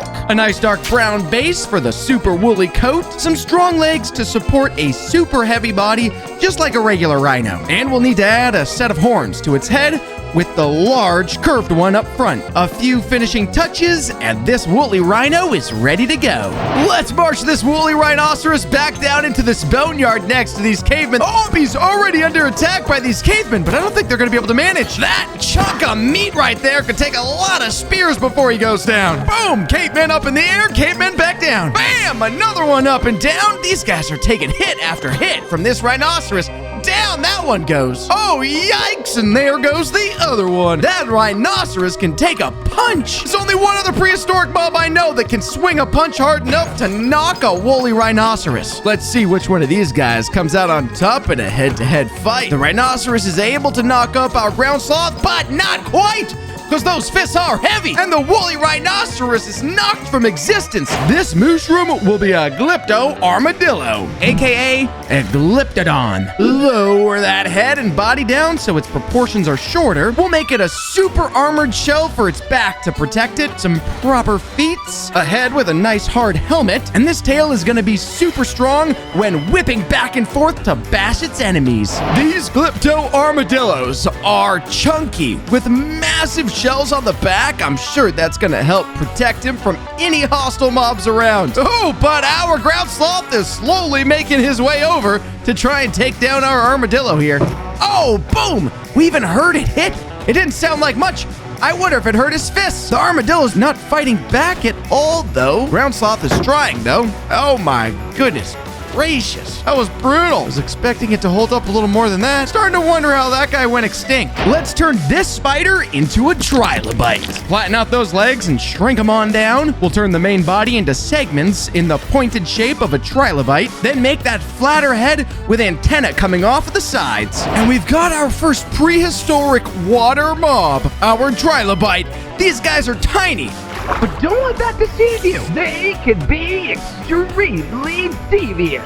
Specifically because even though they enjoy the water, they like to burrow underneath the sand in the water. Grab a drowned and bring him in. Our trilobite already disappeared. I'm not sure if you caught that. He dug into the ground over here, popped back out. He's moving too fast for us to even keep an eye on him. There he is. He's gonna dig, burrowing right there. Pop up and bam, the drowned goes down and our trilobite returns to his peaceful place, floating in the water, probably absorbing some sun. A salmon can be the base for us to make a plesiosaur. Obviously, we need to make this way bigger with a super long neck, plus some larger fins for moving through the water, and a long tail to match the rest of its length. Add some chompers to that mouth and give it some color with a cool stripe pattern and shading. These guys look like a cross between a sort of shark and one of those long-necked dinosaurs. These plesiosaurs are pretty sweet, and they look pretty friendly, minus the extremely sharp teeth on the front of them. Now, I'm not totally sure if these prehistoric water animals really truly got along with each other or not, but there is only one way to find out. Bring in another trilobite and see if they decide to be friends or munch each other down. They've seen each other. It looks like they... Oh no, the trilobite burrowed. It means he's trying to attack. There he is! He's taking him on the side right there! Oh my goodness! Wait, but our plesiosaur grabbed him somehow. It looks like our trilobite has the advantage though, because our plesiosaur doesn't see him until he's already attacked. No matter what this plesiosaur does, the trilobite has the upper hand consistently. Burrowing down, jumping up, biting that belly, causing our plesiosaur to thoroughly freak out in the process. But our trilobite has disappeared now. It looks like maybe our trilobite is completely full after biting off chunks of that belly. Maybe he's gone away for a lunch nap or something. Let's turn this guardian into the ruler of the prehistoric seas, the megalodon. This body shape may look like a shark, but the megalodon had a massive bite radius and outsized any modern day shark. We're gonna need lots of teeth, though not all 276 of the megalodons. Color in this king, and he's ready to rule the ocean. One of the coolest animals ever, our prehistoric shark, the megalodon. These guys are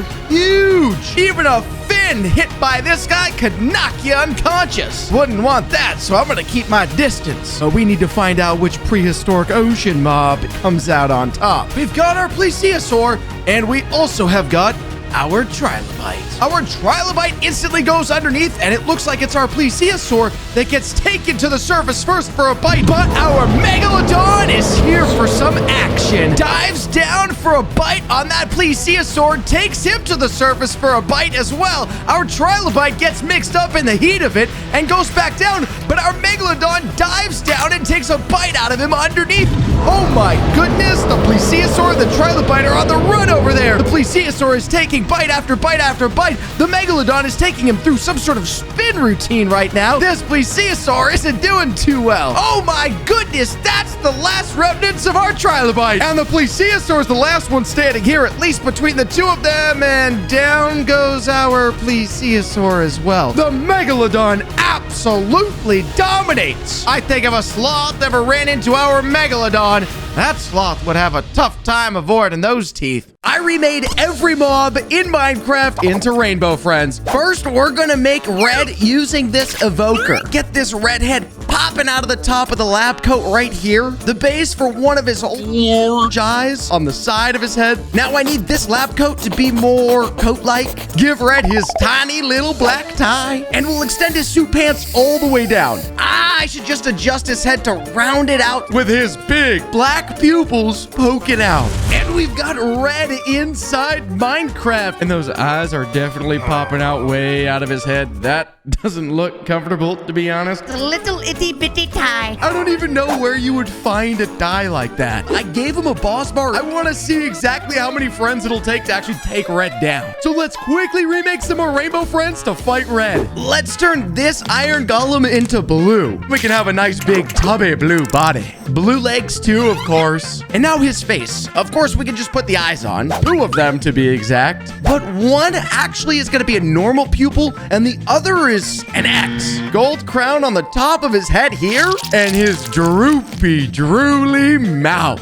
And we've got blue right here. Dude looks a little confused, as expected, but he does look tubby and delicious. Okay, he just turned and looked at me and it kind of freaked me out. Bang, bang. And blue actually is just running straight ahead, but this is the spectacular ability that he has. He can actually pick mobs up and toss them at other mobs to deal double damage. If I pull a bunch of Vindicators in here, and I also pull in a bunch of blues, what's gonna happen here? They're not even letting each blue hold on to one. They're fighting over individual mobs. But I made red pretty strong, so let's build some more rainbow friends. We'll try to turn this ghast into purple, but purple's gonna be far more skinny. Oh, and we could actually make purple in a vent. Texture on the vent gates right here, and I'll add purple's creepy eyes back here, and we can use one of the gas tentacles as the bottom part of the vent. That looks pretty good. And we just need purple's hands sticking out from the vent. Real long fingers. And purple actually looks pretty cute.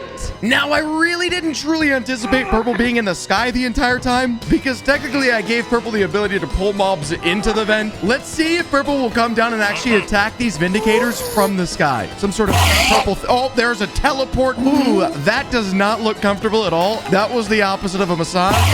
That looks deadly. Purple and blue, I think for sure have a chance to take down red. Let's toss them in arena and see who wins. We've got a volcano arena here. Let's toss red right there. We're gonna put blue there, and we'll also put purple in here as well. I think that they can do it. Blue takes the first whack on red.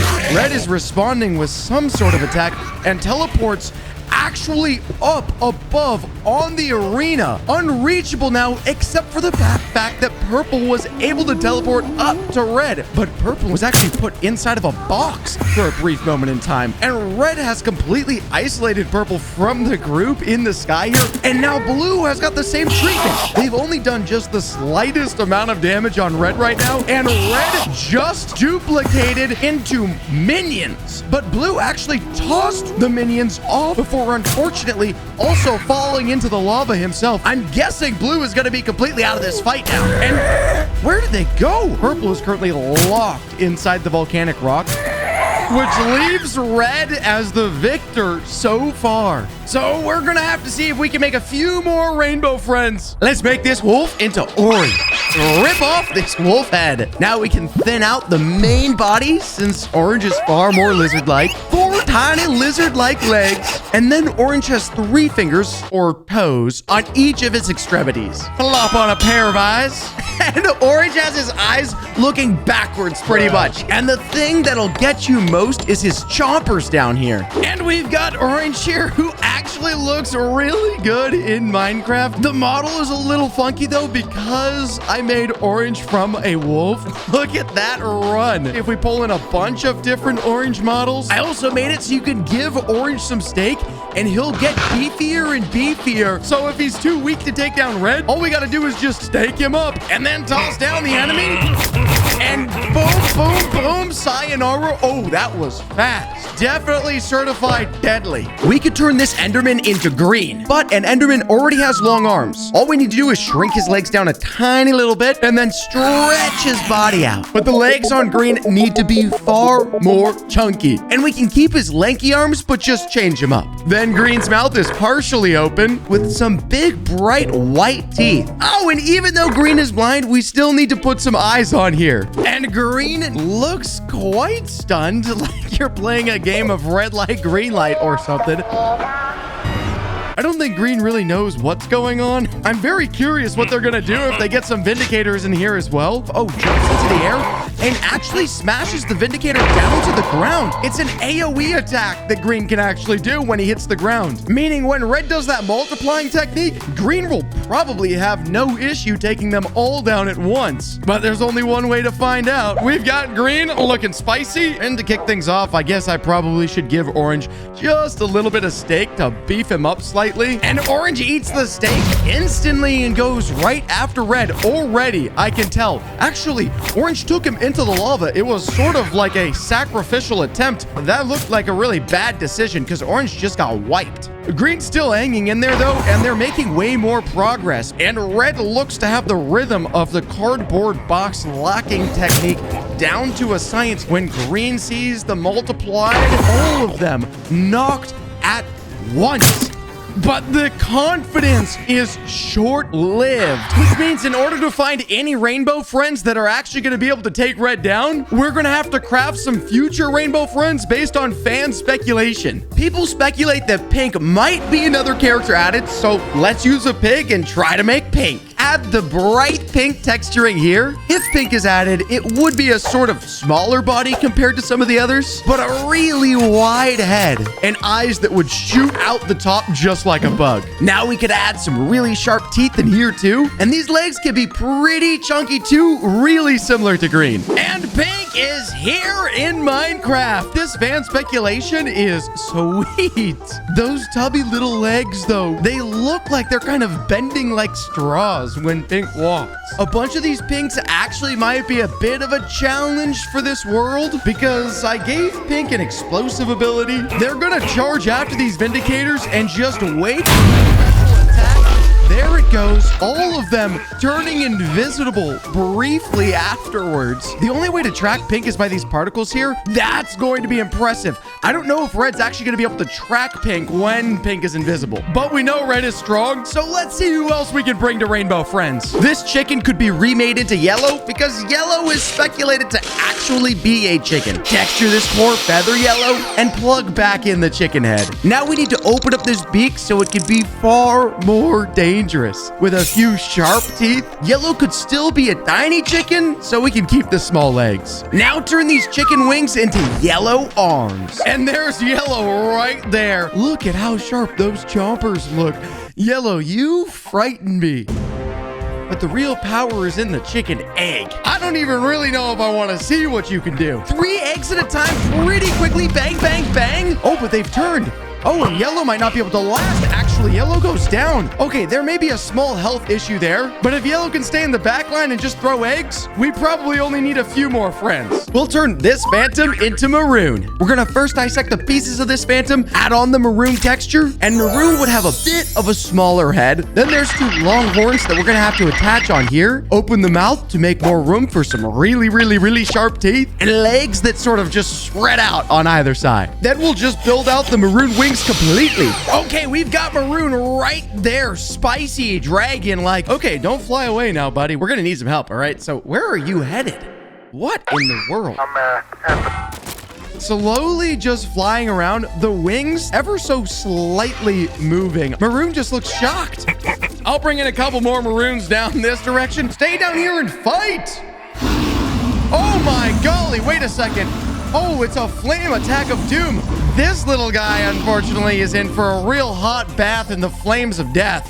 Yep, there you go. Knew it. I think in that tiny little head, though, I forgot to add any sort of significant brain, and I'm gonna get some more rainbow friends. Lime is speculated to be lime-colored, so we could just start with a green zombie. Then a face that is a far more star-like texture that'll sit on the front of his body rather than on top. Large legs that get chunkier towards the bottom, and 2 big, chunky arms with some real chunky fingers. Still some flames left over from maroon, but let's pop in lime, and lime looks amazing. The thumbs up right here, the stance, the walk, the determination, probably a larger brain inside. And lime is slime, so I gave lime the ability to actually chuck slime at any sort of hostile mobs nearby. And there goes a little slime toss. The range, not so strong, but it's providing a sort of poisoning effect, sucking the life from them slowly over time. If lime is able to cover the entire arena floor in this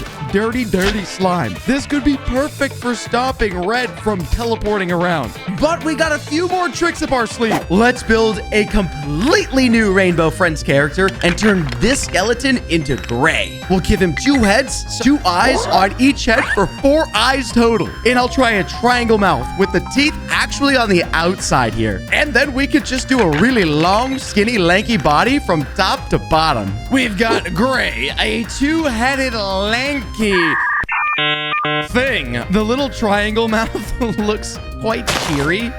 Ooh, I figure Gray just prefers a chilly environment. He also decides to throw shards of ice at anything. Yep, there you go. Boom, smack, bang, boom, bang. How many it takes to knock, though? I think that Vindicator got hit about 4 or 5 times. So it's pretty efficient. And the fact that Gray is able to throw them from a distance is going to be pretty useful. But there's one more new mob we can bring to Rainbow Friends. Let's add a character Brown as well. We'll put his mouth in his core here with teeth all the way around the edges. And we could make him a star shape, starting with the cow head here, arms here, and then the legs down here. Oh, and of course, he's going to need some way to see. So we'll just plop some eyes on here. We've got the ice left over from Gray, and we've got Brown. That mouth in the center, there's no stomach behind it, actually. And since Brown doesn't have a stomach to digest, Brown actually fires mobs out of himself after eating them. Whoa. You can see the intensity of these 3 eyes right here. Ultimate stare down, and then denial. These brand new Rainbow Friends and our own creations should for sure be able to beat Red. And we're gonna face them off in a brand new arena here. We've got a mansion. I removed the lava because that seemed a little unfair. We've got pink, we've got yellow, we've got maroon, lime, we've got our own gray creation right there, and we've also got our brown creation. Gray is icing the floor as all of the mobs slide in to the first couple of smacks. It is nearly impossible to see what's going on, but Red has locked somebody in a box right there and has teleported up on top of the roof. I'm gonna clear it out as fast as I can, trying to open up this roof to see what's going on out here. Maroon is in the sky, taking Red on 1 versus 1 right now on the ceiling. Red falls down below again. A few more hits are able to be landed before he makes a quick escape back to the ceiling, but Maroon is having absolutely zero mercy up here in the skies. Unfortunately, Red is able to wipe Maroon from the winds. Preparing to teleport again, Red drops back down into the mansion, and Yellow gets wiped right there too. There goes Brown on the run. Lime appears to be dead as well. It's hard to keep track anymore. And there goes Brown as well. Gray is down. The only Rainbow Friend left is Pink. And Pink gets knocked as well. Red wipes out everybody. I'm turning mobs into video game characters, starting with Bowser. A turtle fits perfectly for Bowser. Dislocate the shell, add those Bowser spikes, and reshape the head. This is gonna look better later. Grab this flipper and make it an arm. Add some horns. And now for color, red, green, yellow, grow some teeth. Look at that tooth gap. Now claws and feet. And here we've got ourselves Bowser. Oh my gosh, Bowser's getting larger and larger. Wait, he just got a boss bar. Look at him. That face, the hands always in the air. And look at those toes. Extra detail on the toes. Look at these spikes right here. Those look deadly. Look, even the villagers are venturing over to see. Oh my, he started shooting fireballs at the villager. Bowser, what are you doing? Stop that. Oh my gosh. Hey, get away from her. He just ran over that villager. Bowser, you're destroying this village. Stop. Whoa. Oh my gosh. What kind of amazing superpower is that? Some sort of flaming claw attack of doom? I'm so sorry, villager. Guys, I recommend running. Show me where the princess is. No, God!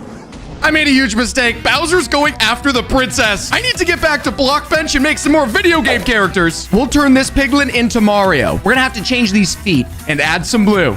We can keep the nose, but we're gonna move it up. Red arms, blue chest. Now fix the face. Make a classic mustache. Toss on some eyeballs. And it's not Mario without his hat. Nope. Fix these overalls. Boop and boop. Ooh. Oh, hair.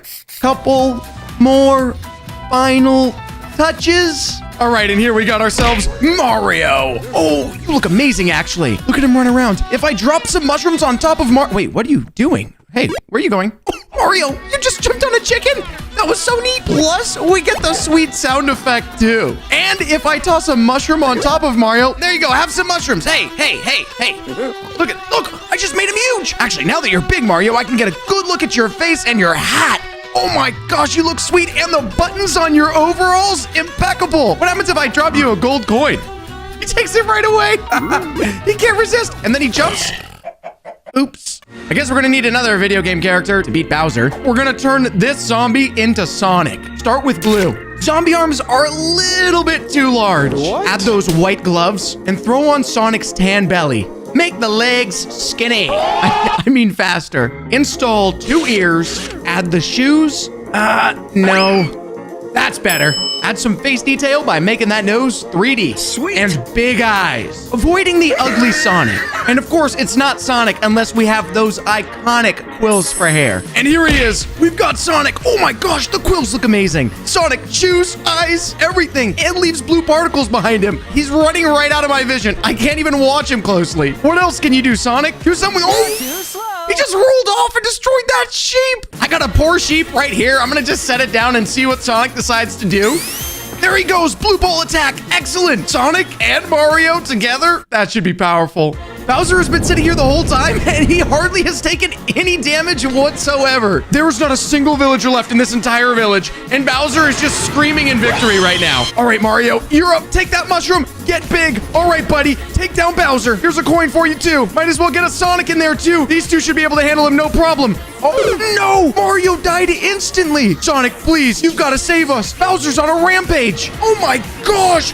Come on, Sonic! No! Don't tell me that! Bowser, you can't have the princess! Oh, the princess will be mine! I'm gonna need some more video game characters to do this right. Quickly, get back into Blockbench! I'm gonna turn this Enderman into Huggy Wuggy, because he's tall. Make him blue, shape the head, add some fur, big, spooky eyes, red lips, and creepy mouth. Now open that killer jaw. And we need some yellow grabby hands and yellow feet. And we've got the final Huggy Wuggy. Oh my gosh, he looks immaculate. Look at those long legs. Oh, disgusting mouth. That's good. Look at the fur on the top of his head. Spiky. Wait a second.